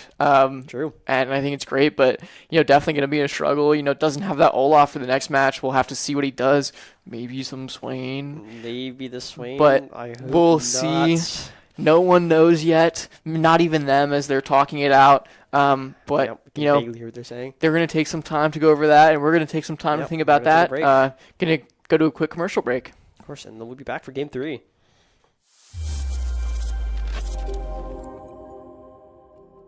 Whether you're a new publisher or app developer, or if you've been around the block for a little while and you have your own ad ops team, Playwire is developing the solutions and products that are perfect for you. RAMP stands for Revenue Amplification Management Platform. But really what it does, it helps you make more money per user, and it helps you simplify your business so you can just focus on what matters, which is making great content.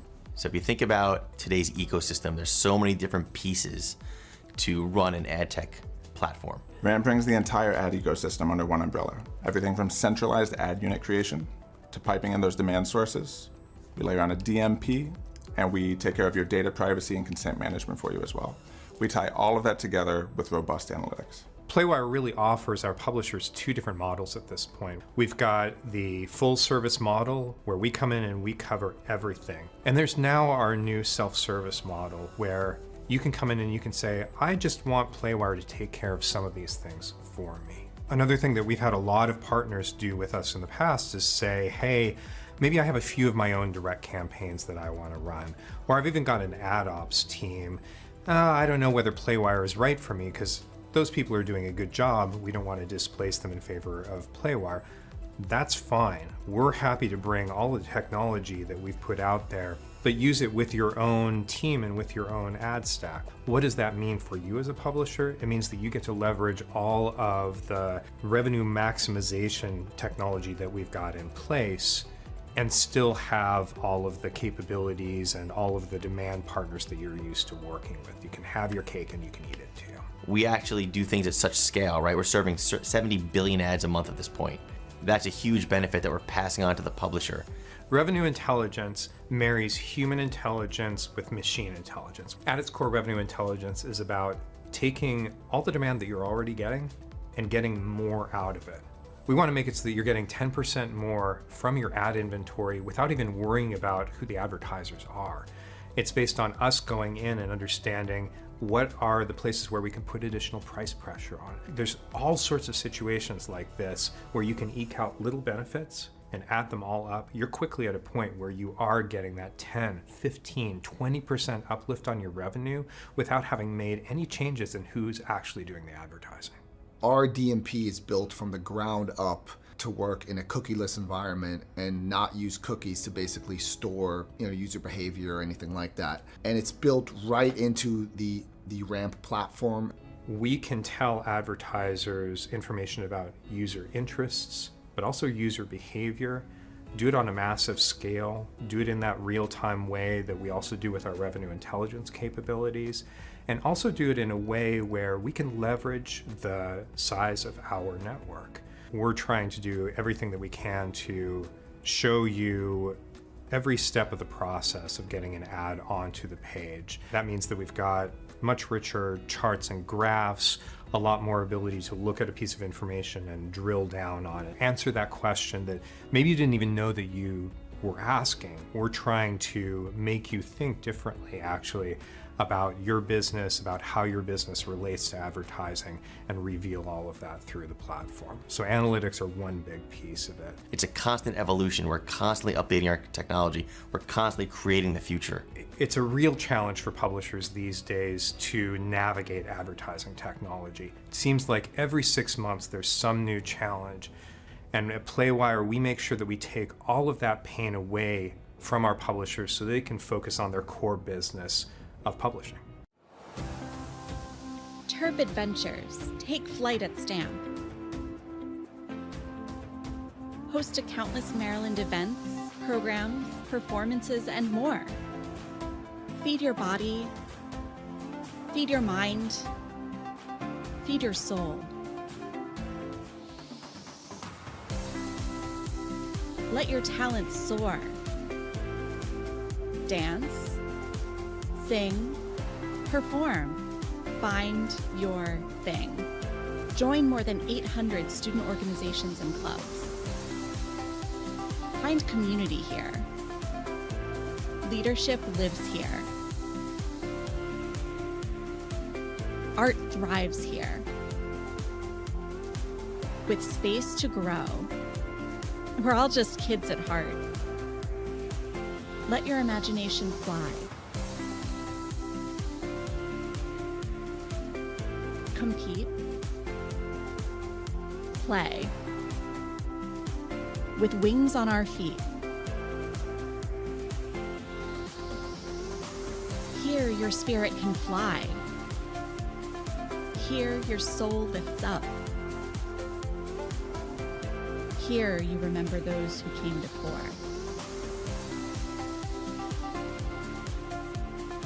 This is STAM. This is the Center for Campus Life, where Terp adventures take flight. You belong here. Come fly with us.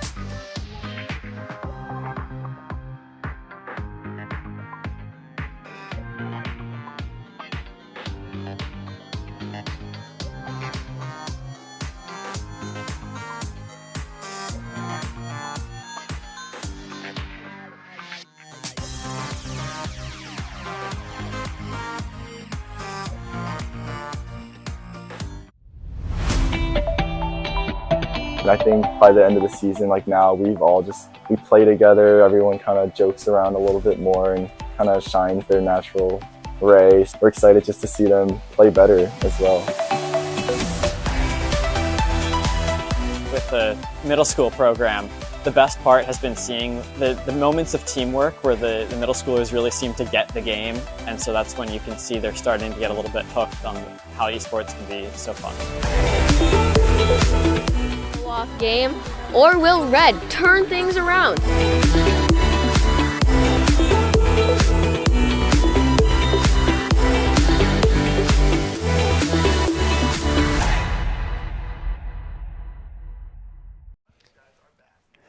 Welcome back, everyone. Excited to get into this, third match. Champion pools are dwindling. Yes, gonna get some weird they're picks here thinking for game about 3. I was hearing some whispers about, like they've used these champions, now I can go this champion, and it's some absurd, crazy thing that you would never expect, or you would probably get mad at it if you saw it on a normal match. Oh, but you mean like Yumi, right? I didn't hear Yumi, but I would love to see that. I mean, I think Yumi is in every. Yumi would be pretty good. I mean, neither of these supports really play Yumi, and I mean, like they just wouldn't go well in this kind of game. I mean, I think Yumi goes well with everything. You just really need five bodies there, on the map. You can't really have Yumi's a fifth body. Yumi's a fifth plus body. Yumi, helping someone. I mean, Yumi's a fifth body. Here we see, all right, team 3-man gank on red side once again, getting that Aurora banned by Team Thanos. And I think, possibly some similar bans coming out. Oh, we're seeing a Yone ban. Banned. That is No belongs to Yone. Neko. Another Urgot ban from Team Thanos. Man, just let him play the Urgot, man. Just let the man play Urgot. And then Victor, as last match, kind of getting banned down. I think, some of the whispers of things that they were going to ban out for people to play some of these characters. And third Zoe ban, as well as a Warwick ban from 3-man gank. Let's see what Team Thanos starts off with. Now, they chose blue side because they lost game 2, so we'll see how this goes. Just going to pick one, I think. I All think they're three going of to those pick bans. one champion right now. They're going to pick one champion. They probably will pick a champion. A champion, yes. I think, I think actually 3-man gank is going to pick 2 champions after this one. Wait, really? You must be silly. You can see that. Oh, wait, we see Vi chosen by Team Thanos here. I would just say they're going to pick Swain. They're by pick Swain. We'll see. On everyone's soul, they're picking Swain. I mean, Brett has been really hyped about picking Swain. Everyone else has been not hyped about picking Swain. We'll see if he Aatrox. Oh. Now that is a champion right there, and now we know it's. Wait, actually, we'll see. Okay, we'll see. Okay. We'll see where that Aatrox is going, but I don't think it's top lane.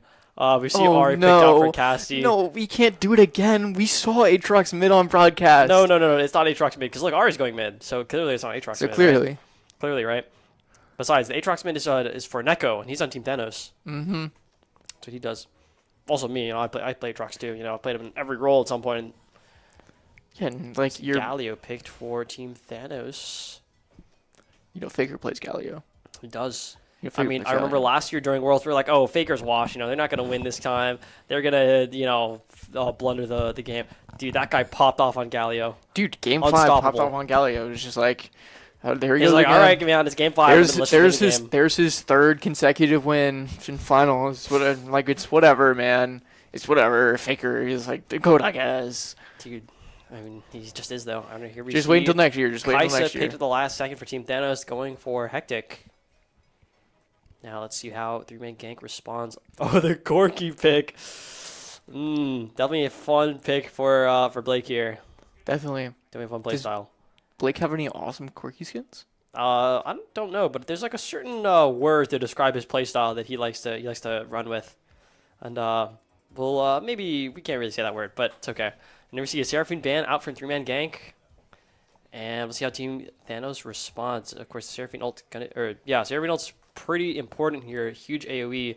Now the Alawi ban from Team Thanos is gonna try and reduce Bread's options because they know that is not Bread on that Aatrox. They know it's not Aatrox. What do you mean? It's It's Bread. He's playing Aatrox. He never plays Aatrox. That's actually one of the champions we've been trying to get him to play, but he just won't play it. He said, "I'll do it for you for this match." He's gonna play Aatrox, obviously. I would not want him to just first time Aatrox on a game. That's ridiculous. But what if he was awesome? Here we see a Nautilus ban for, I believe that's Unicorn Potato. Very, very occasionally will play Nautilus for that engage, but generally sticking to the enchanters. You know what's my go-to insta ban? Don't say Nautilus. Nautilus. You suck. You suck. Why do I suck? You know what my champ is. If you lose to Nautilus, like you're just bad. I'm sorry. Dude, it's not that I lose to Nautilus, it's that my AD carry loses to Nautilus. Oh, well, here's an idea. Don't play Yuumi.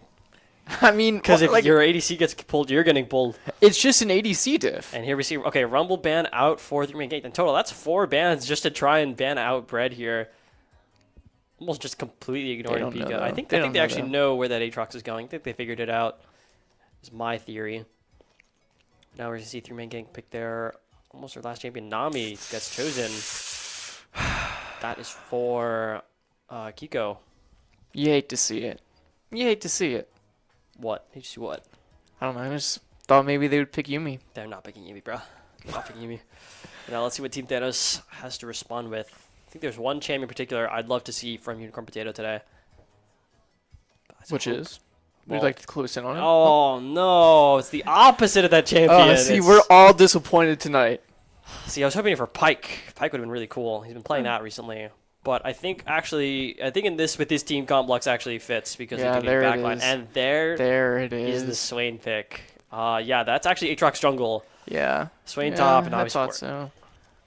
And yeah, those are our teams. We have Swain versus Cassante. Honestly, I think that's really hard for Cassante level 1 through 3, but after that, I mean, like, Swain just doesn't have the damage to get through him.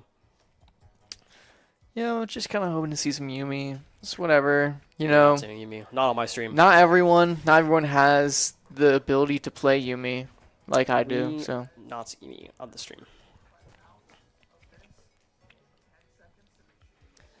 So for our matchup, Lux and Nami on the supports. I mean, I like I've said, Lux is like not really a good support. She just has a lot of damage, but no real supporting features for her team.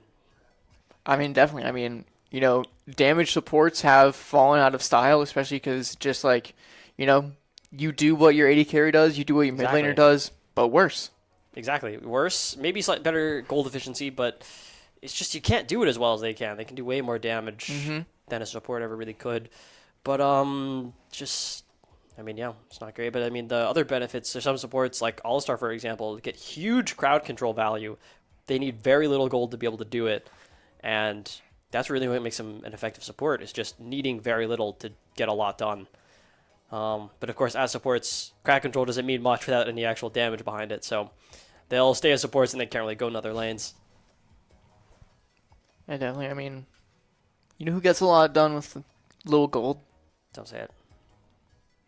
Yuumi. You know, I think I like all cats except for Yuumi. Yuumi might be the only cat I don't like. I think that's crazy. Why? Is it because she can talk? Because she's better than other cats? Because you only like having pets that are beneath you, that you can feel superior towards. But see, Yuumi like is beneath all their champions. Like, no, that's what you don't understand. No. Anyways, so our mid lane we had Galio versus Ari. Yes, Galio versus Ari. Might be a hard matchup for. Honestly, I think it's kind of 50-50. I mean, Galio has a good magic shield, scales off of building magic resistance, so he can become resistant to Ari's damage, but can also do more damage by becoming tankier. Although at the same time, Ari does have a good chunk of true damage, so might make it a bit difficult, as well as the mobility to escape his crowd control. So I think it might be a little more favored towards Ari, but we'll see how that goes. I mean, Aatrox jungle, how do you think that's going to play out? Well, I played a good amount of Aatrox jungle like a few years ago. You know, he can gank okay. You know, he has some CC, some lockdown, maybe force out a flash. But his clear wasn't very good. But recently they buffed it, so it's a lot more effective. I believe they made his Q, his large AoE swing with his sword, have a bit of bonus damage for clearing out monster camps. So it's going to speed up his clear by quite a bit, I think. So we'll have to see what Pika does with that. Right now we see the team getting some strategy going. This is game 3. This is for all the marbles. No actual stakes here. Just marbles. Bragging rights. Of course. We're gonna, maybe 10 years from now, we're gonna do the Terps LoL meetup, and then we're gonna say, "Oh, I remember back when we did that in-house broadcast in fall of 2025, and I destroyed you." Yeah. I mean, that's what I'm gonna bring up. You know, I played in the Valorant Internals League, the first one, and you know, I won, so Okay, I get pretty that. You know, no one can take that away from me. And we weren't even the team in the studio. We were in Ritchie Coliseum. Wow. And we were forced to play there because they hate us. And we did a quick 2-0. We just won. Nice. Good, You can I just say? get to go home. Yeah. I mean, we played a third match for fun. Oh, well, for fun, of course. Yeah, for fun. Because we had already won. We had already taken the bragging rights. And, you know, what can you say? What can you do? Not much. You can challenge them again, but you might lose unless you really change something. But let's see what both teams have changed to go into Game 3 and claim this victory. Definitely. I mean, I think there's a lot of challenges, I guess. Do we even know? Does Pico play a lot of Aatrox jungle? I think he used to. Actually, I have not seen him play it on a scrim or in ranked or in a match either, so I don't know if Pico really knows how to play Aatrox jungle or Aatrox in general. I mean, he's not particularly complicated, but, you know, there's definitely some combos, some niche interactions you got to understand. Oh, and here we are in game. Here we see, 4 team members of Thanos just in that bush there waiting for someone from 3-man gang to walk into their spider's web. Really want Gonna that? flash for that binding light. You're just gonna miss Casty entirely. Just seeing... Yikes. Everyone on the team just fall back and go to their positions they should be in as, you know, Cassie gets away. Yep. No connection on that route there. He's just not going to get stopped. He's just going to... Yeah, no summoner spells burned either. And get out of there. Lost a little bit of HP, but considering that Galio's melee, it's going to be hard to actually take use of that missing HP. Now here we are in the bot lane. Spaceship Corki? They made a spaceship Corki? Yeah, spaceship Corki. I mean, that's pretty awesome. Now we're going to get, wow, pretty good trade for Team 3-Man Gank. Hectic's missing a good chunk of HP here. And since, of course, Unicorn Potato is incapable of actually healing his teammate, it will stay that way for a while. You really hate Lux. Lux is just not a support, man. Like, stop playing your sport. Anyways, we're on the top lane. Brett's just going to try and get some poke in. Just going to keep autoing Dr. Patient while maintaining his farm, of course. Both having a level 2 top lane. A level 2 advantage on the bot lane for 3-man gank as well. Cassie going to walk into the minions to take damage from Galio's Winds of War. His Q. And now Brett just going to try and get some more damage off on Dr. Patient. But considering how tanky Cassante is, it's not going to do too much damage. And now Binding Light connects there. A double Aqua Prison out from Kiko. Going to completely disable their engage. Yeah, it could have been, you know, a possible first blood if that Q doesn't connect there. True. I think if they had both just flashed out of it, like forward, that would have been some sushi right there. I mean, the only person that could have flashed out of there was Hectic, as Unicorn Potato burned the flash in that first engage on mid lane against Cassie. It's true, yeah. No, I mean, even after that flash, I mean, Kiko still had her own flash as well as heal. Probably would not have been a kill there. So far, nothing on the map yet. Just some more damage back and forth. Kiko's going to get something there. Level 3 for 3-man gank, bot lane. Dr. Breed's going to miss that in Tofo's strike. Oh, misses again. Bread's just going to keep hitting him. Gets those Conqueror stacks up, getting to boost his damage. Dr. Patient getting those Graph stacks. I think this fight continues. I think Dr. Patient might be able to actually win unless... Oh, the Tofo's strike hits. No, hit 3. That's the Pathmaker. Huge damage. And that's first blood for Dr. Patient. First blood, you know, as you predicted, just going to win that fight there. Pika with the Aatrox jungle. Umbral dash into Infernal Chain. Going to try and combo at Neko. Cassie's gonna flash in for the charm, followed up with Pika's flash into Q3. A lot of damage here. He's probably gonna kill a Moog here. Moog's gonna re-engage. Pika's gonna try and use his sword. Has that range advantage here. But of course, any more fighting, and he'd probably get taken down. No flash remaining to try and escape. And of course, one more death for 3-man gank means Feats of Warfare for Thanos. Definitely. I mean, they're going to have to play it safe here. Bread, unfortunately, lost that fight, as you said, to Dr. Patient in the top lane there as it progressed. Yep. Off to a bad start. Definitely, Bread has had runaway lanes in the last 2 matches. True. Like, it'll be a bit more I think difficult. with Swain, that's like just impossible here into Cassante.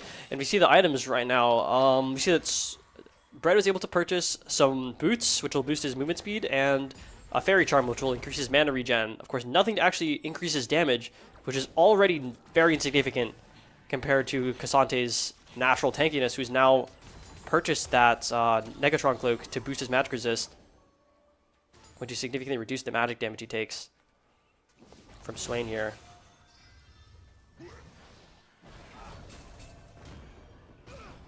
Now here we go, another trade in the top lane. Dr. Patient going to miss a lot of abilities, like so does Bread. Overall, the trade looks positive for Bread. In the bot lane here, we just have Hectic playing under tower, a bit low. Can't get any heals, or really any shields from Lux there, as they just get bullied off of this wave. True. And yeah, I mean, they're just going to try and zone them off the wave. Hectic playing Kai'Sa here, quite a low range ADC, not able to do too much without putting yourself in danger. And there we go, both junglers out in this bottom lane. But now we're going to rotate up towards higher up in the mid lane. Cassie's going to force to use a Spirit Rush to get out of that fight. Has 1 dash remaining. Going to try and extend it as long as he can. Gets the charm out onto a Moog here. Piggy going to miss the Infernal Chains. No locking down that Vi here. Meanwhile, the top lane, more trading. Bread is whittling down this Cassante ever more by the second. But of course, maybe you've seen some clips of Cassante turning fights. He is a very dangerous champion. Yeah, I mean, we even saw that before in that first fight. We saw how it turned. Yeah. Bread is definitely playing safe and trying to whittle down that Cassante's HP. Yep. Doesn't want any prolonged engage, just quick positive trades. True. There we go, Team 3-man gang taking this dragon. And a Moog in the bot jungle there, but both Unicorn Potato and Hectic are going to recall here. When the Evermore connects, along with that, W going to build more stacks for Swain's maximum HP. I don't actually know Swain's ability. His E is called Nevermore. His ult is Demonic Ascension. What is her W and his Q called? I think his Q probably has like Grasp in it. No, his Q is the Lightning Bolts. Oh, his Q is E is called Nevermore. That's the goal. Oh my god. I know his passive is called Ravenous and Flock. They're like 2 separate passives. Hmm. There we go. They're probably cleaning up more like Edgar Allan Poe references. Because of the Ravens. Because his E is Nevermore. And it's like, he has ravens. Of course. It is more Edgar Allan Poe things. Edgar Allan Poe, resident of Maryland as well. Alright, now we see a bit of a lane swap here. We're going to put the bot lane from Thanos up to the top lane. Not exactly sure what they're going to do with that. Grubs are up in now, actually, so that means they have a man advantage up in the top lane.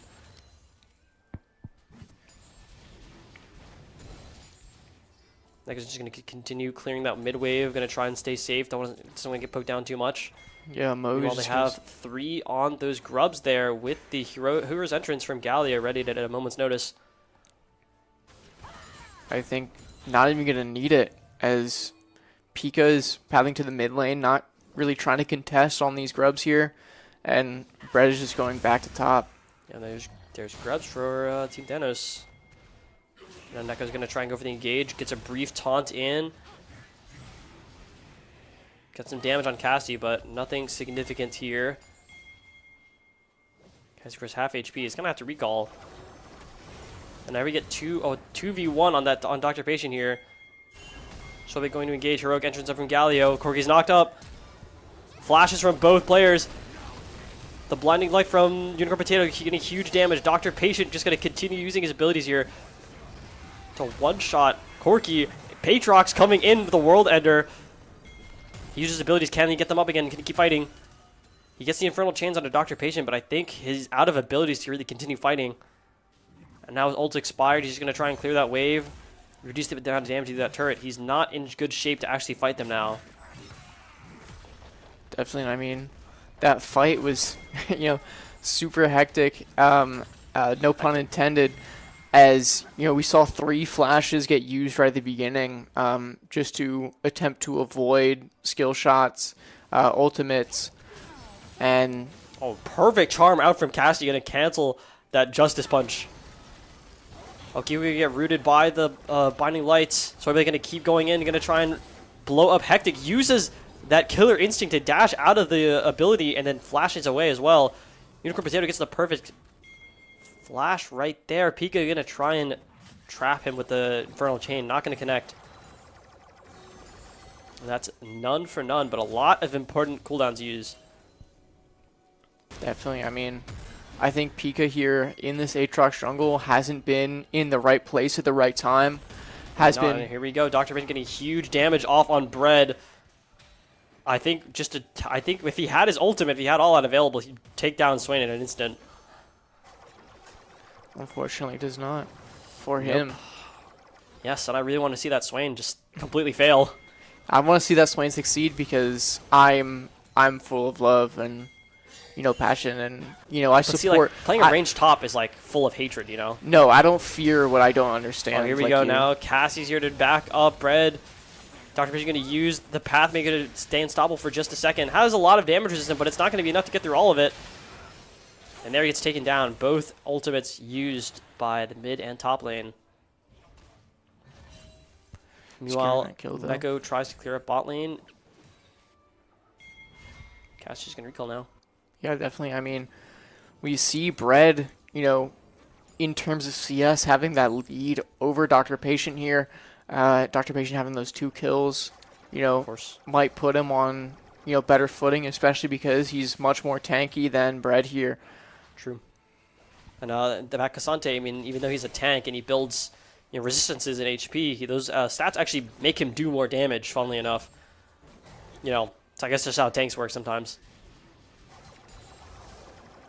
The more durable they are, the more damage they do. Oh, and the Cassie misses that charm. They're just going to miss that minion there. Not too big of a deal. Now Infernal Dragon is up. Now the funny thing is the kill lead actually belongs to Team Thanos, but the gold lead is leaning in favor of 3-man gank by almost 2,000 gold. And I think that's definitely just because of, lanes having better CS here. I mean, you see, that Corki Kaisa difference, and only lane that seems to be going even right now is that Galio Ahri. 3-man gank is going to hit the dragon despite knowing that Thanos has vision on it. Going to get engaged by the cease and desist on Vi. Pika's going to cast the ultimate. The World Ender going to just need to finish someone off. Gets a huge healing boost. Not going to be enough to save him from Hectic's damage, though. Cassie, though, running with the Spirit Rush. Going to try and connect something to Galio. Almost takes him down. Has no dashes left. Out of range to connect. Flashes in for the kill. Has one more dash to get out. But instead goes in without enough damage to actually kill. Now Hectic and Unicorn Potato left to just clean up the dragon. Meanwhile, we have an engagement top. Both players just trading back and forth, and it doesn't really seem like either are taking much damage. Yeah, that's just, like, probably a recess brawl equivalent where, everyone's just throwing punches and no one's backing down. True. Because you're just kids and, just fist fighting, as we yeah, call you're it just fist fighting. Now we see that Brett has completed this first item, Bloodletter's Curse. Very important for this matchup. It actually reduces the magic resist of your target, which is important for this because not only does that mean he gets to do more damage, but like I said, because he's missing those resistances, Cassante will do less damage. But of course, Brett has to stack up the hits. He has to hit 5 times for it to successfully reduce his magic resist. But we see both junglers moving towards topside. Maybe we're going to see a gank soon.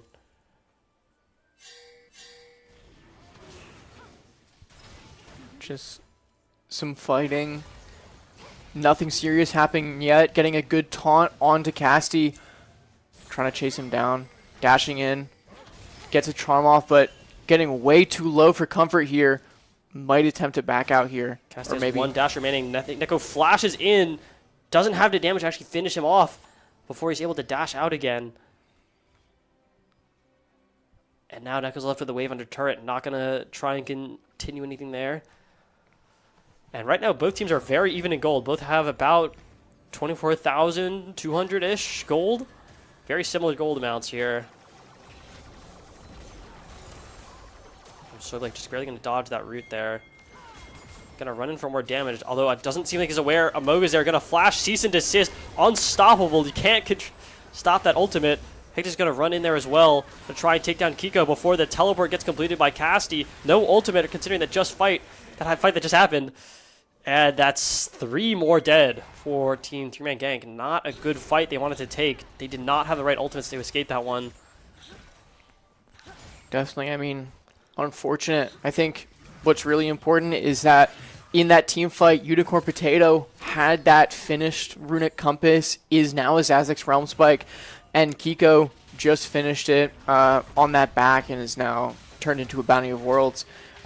Definitely, you know, more the utility as a support player capable of doing what you're supposed to be doing. And here we see there's 3 members in the top lane. Gonna get a 3-man gank onto the top lane, or a 3-man gank. And he's just forced to back off. He has his ultimate, but he doesn't really have the mana to continue fighting. Pika's now here trying to take down Neko. He could definitely do it alone given enough time, but Matthew just knows he's going to lose that fight, so he just runs out of there using Phase Rush to movement speed boost.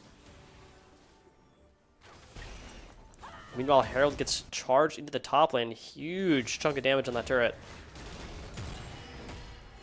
Meanwhile, Moog and Dr. Patient are going to try and clear out the wave, finish off the turret. Brett is going to try and get in there and salvage it. He's going to do some damage here. Uses the Demonic Ascension. Like Olaf, that ult doesn't run out as long as he has a target to hit.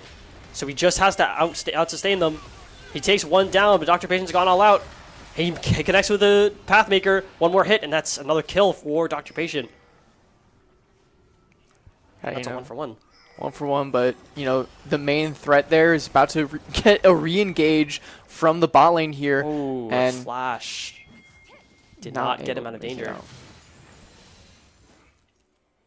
You know, watching Pika's Aatrox, I don't think he plays that champion too much. I mean, it's been okay, but there's definitely a few things where I thought, well, if he did this other thing, he could have gotten more, he could have done better more. But it's whatever. Yeah, for sure. I mean, you know, definitely going to be not just, you know, how you play in game, but also like mental-wise, feeling that pressure on a new character. I can't imagine, you know, what's running through his head right now. Oh, use that Emerald Dash just to barely escape that punch from Vi there. Now, of course, Aatrox, I know all the names of his abilities. Yeah, I'm sure you do. I'm going to know those ones. I know some of Cassante's, most of Galio's. I think that's it, really.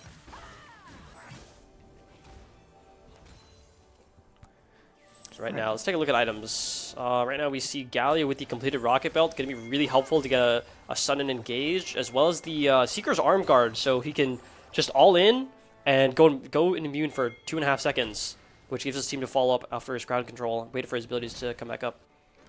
Yeah, I mean, in the earlier, you know, kind of minutes of this match, we were talking about, you know, kill lead and gold leads and how 3-Man Gank kind of had that gold lead despite being down on kills.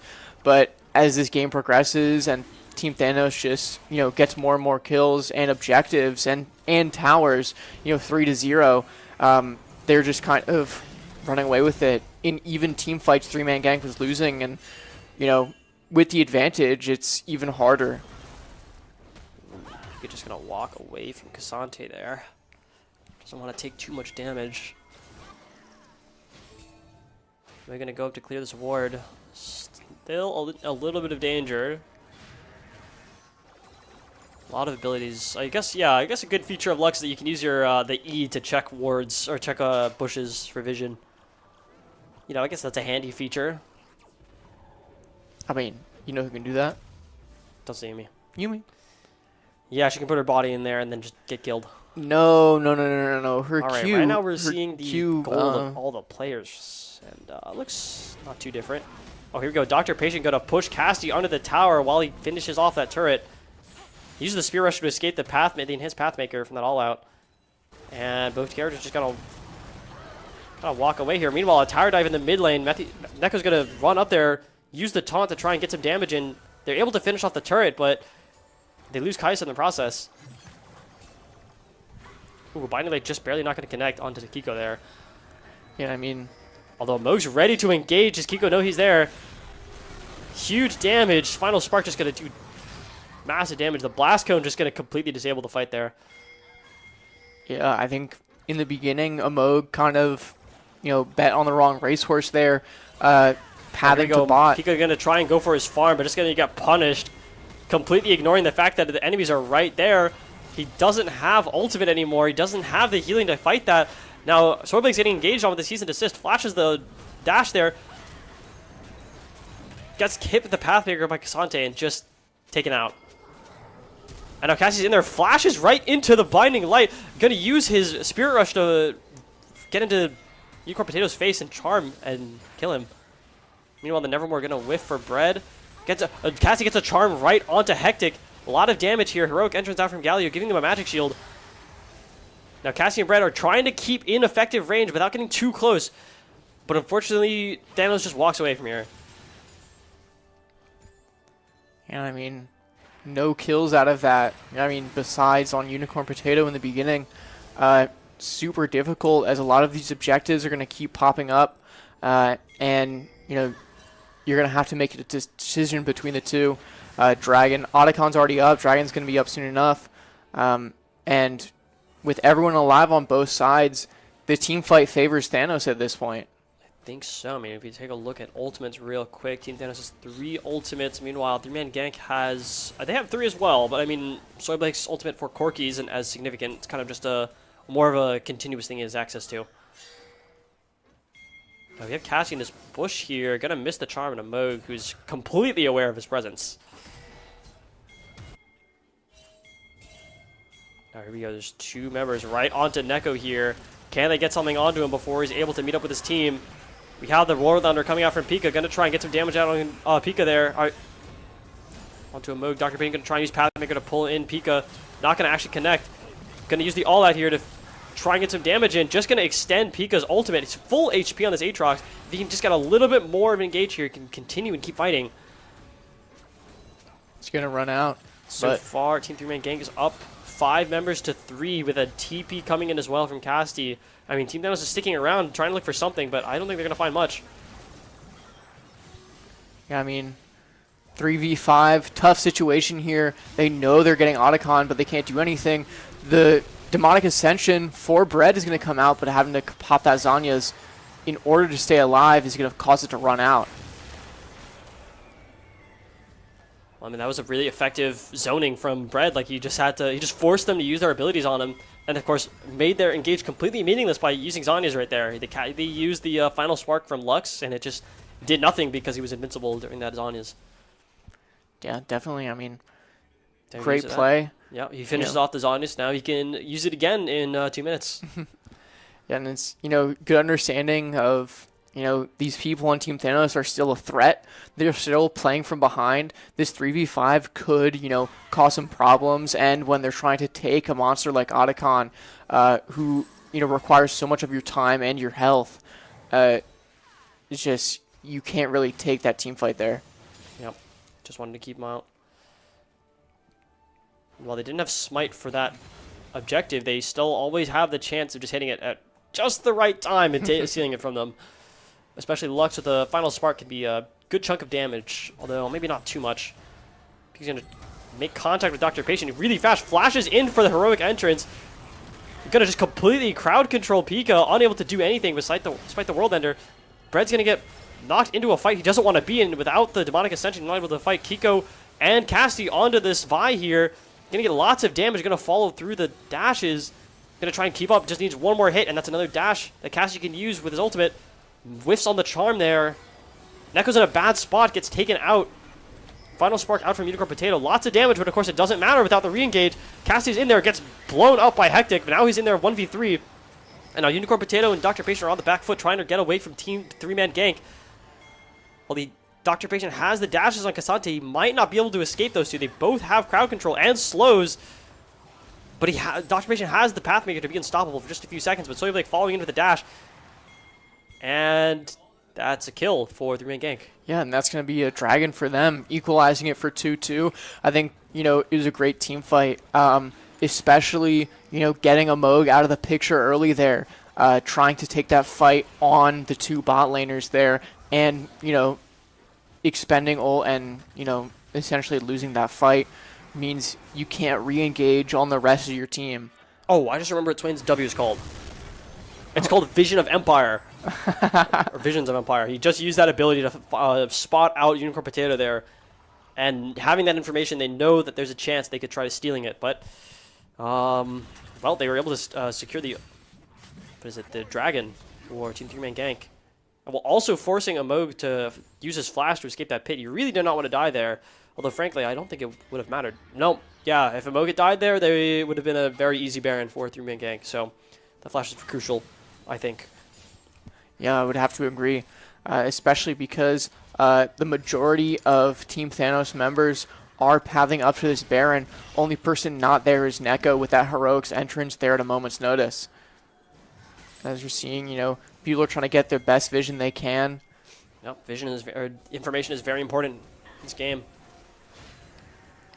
Just trying very to tactical. Oh, just barely going to miss that Darkened Blade there on Unicorn Potato. I think if that first hit had connected, I think he could have just one-shot Lux right there. Yeah, not much sure. he can do. Teammates were behind her, but I mean, Aatrox with Conquer stacks. I mean, he can ultimate, hit someone, he can do so much damage and heal. Maybe wouldn't a good fight for anyone though. Gonna clear out more vision here. Bread's gonna spot someone. Get another stack for his maximum HP there. A lot of backs here, syncing up, trying to, put up a united front, especially as 3-man gank have managed to equalize this match at this point. Right now we see a Moog trying to take down a ward, maybe in a bad spot, but just uses his Vault Breaker to get out of there. Now we have 3 members of 3-man gank onto this first turret.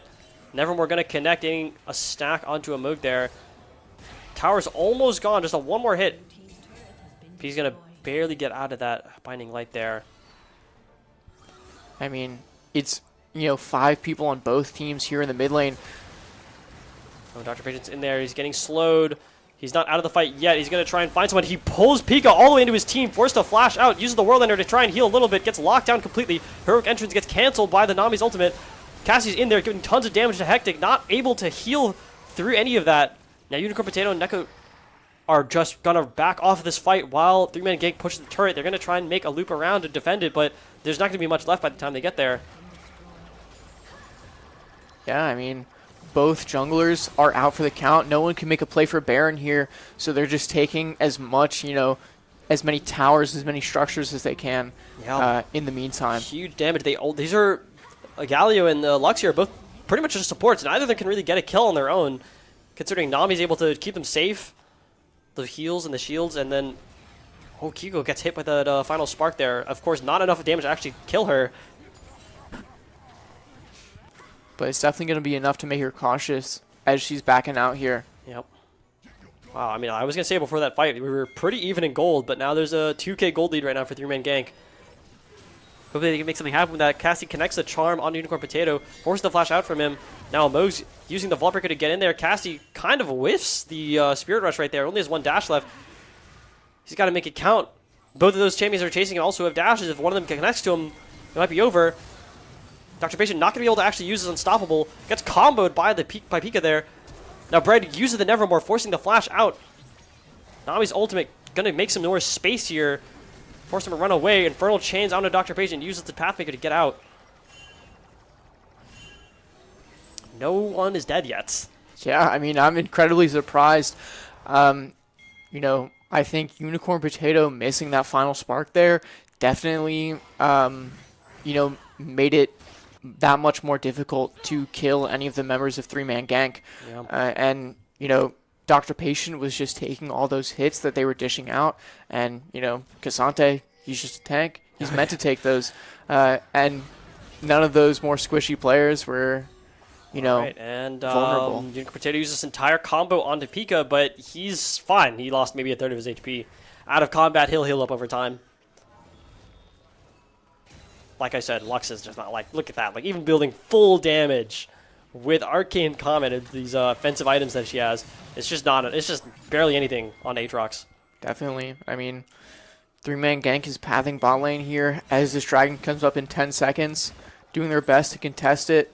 They know that Team Thanos wants it. They're fiending for objectives, but they're going in on this Baron now. Yeah, let's see how 3-man gank responds to this. Do they even know what's happening? Surely they know. No, they know. They know. They use the visions of Empire. Bread knows what's going on. He flashes in for the Nevermore. He doesn't have his ultimate activated yet. He just gets died before he can use it. Neko goes golden with an unstoppable... From a heroic entrance up from Galio. Lots of damage out. Pika unable to extend his ultimate. Gets a perfect Q3 onto a Moog there. Spirit Rush coming out from Cassie. Going to try and chase down Hectic. Pika's trying to catch up to him, but Hectic uses the Killer Instinct. Gets blown up there by Soyblake.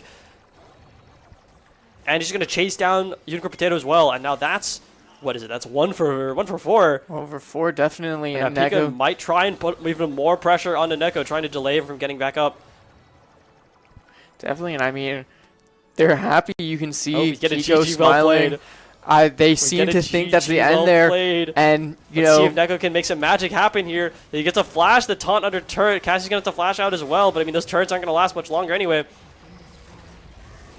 And as this Nexus is open, they're just, Pika's comboing him pretty badly. He almost gets pulled into that Nexus turret. Lots of people are up. Not enough. Ultimate comes out from Pika, and that's one more auto and a win for Team 3-man gank here in the studio. Yeah, I mean, you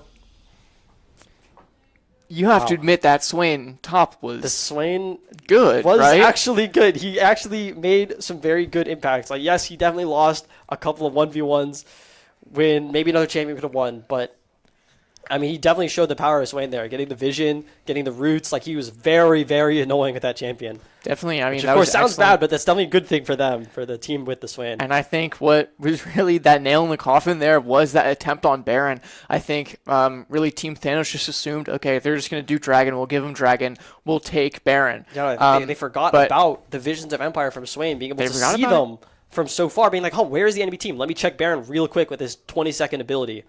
Boom. They know exactly where they are. And they're just like, okay, I guess we're going to go in now. And I guess we'll just go run them down and kill them. Even Bread, flashing in, wasn't able to get his ult off in that team fight. Dude, if he... you should have flashed, you should have ulted immediately. But it doesn't matter. His team was right there for him. His team is amazing. His team is great. They, got the victory for them. And I think I love to see that, I bet on the right horse. Did you? Well, see, I was really voting for the underdogs. 3 was what I was doing. You can't just say that to deflect. You're just deflecting off of, I just, I love an underdog story, and it would have been awesome. It's like, just say you like the team. You just say you like the team because they're underdogs, but they still lost, so it doesn't matter. And I'm going to make fun of you. But, when all that's said and done, we're, winding down the stream here. We want to thank our sponsors. We want to thank the Philip Merrill College of Journalism. We want to thank PlayerWire and Recreation Wellness at Maryland. Yep. Thank you all for tuning in. What an amazing match it's been. I love to see it. A very exciting game to watch. Hope you got a lot of clips from that I can post later. And that's going to do it from us. Thank you. Have a good night. Enjoy your holiday, and we'll see you next week as Academy takes on Vespa B LoL and their consolation bracket for playoffs, because unfortunately they didn't make the official playoffs, but they still have more matches to play. So we'll see that next week.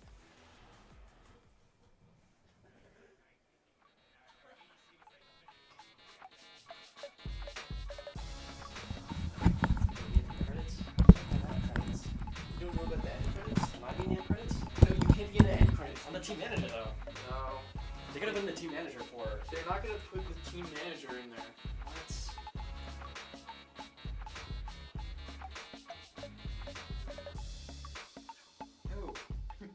Yo, I'm not in there though. Yeah, because you're not up on the broadcast team. But I'm the manager. No. That's like Sergio's not on the screen, but he's Richard's in the credits. The code.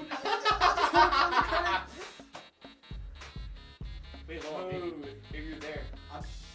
The premier team, the academy team is like special thanks to.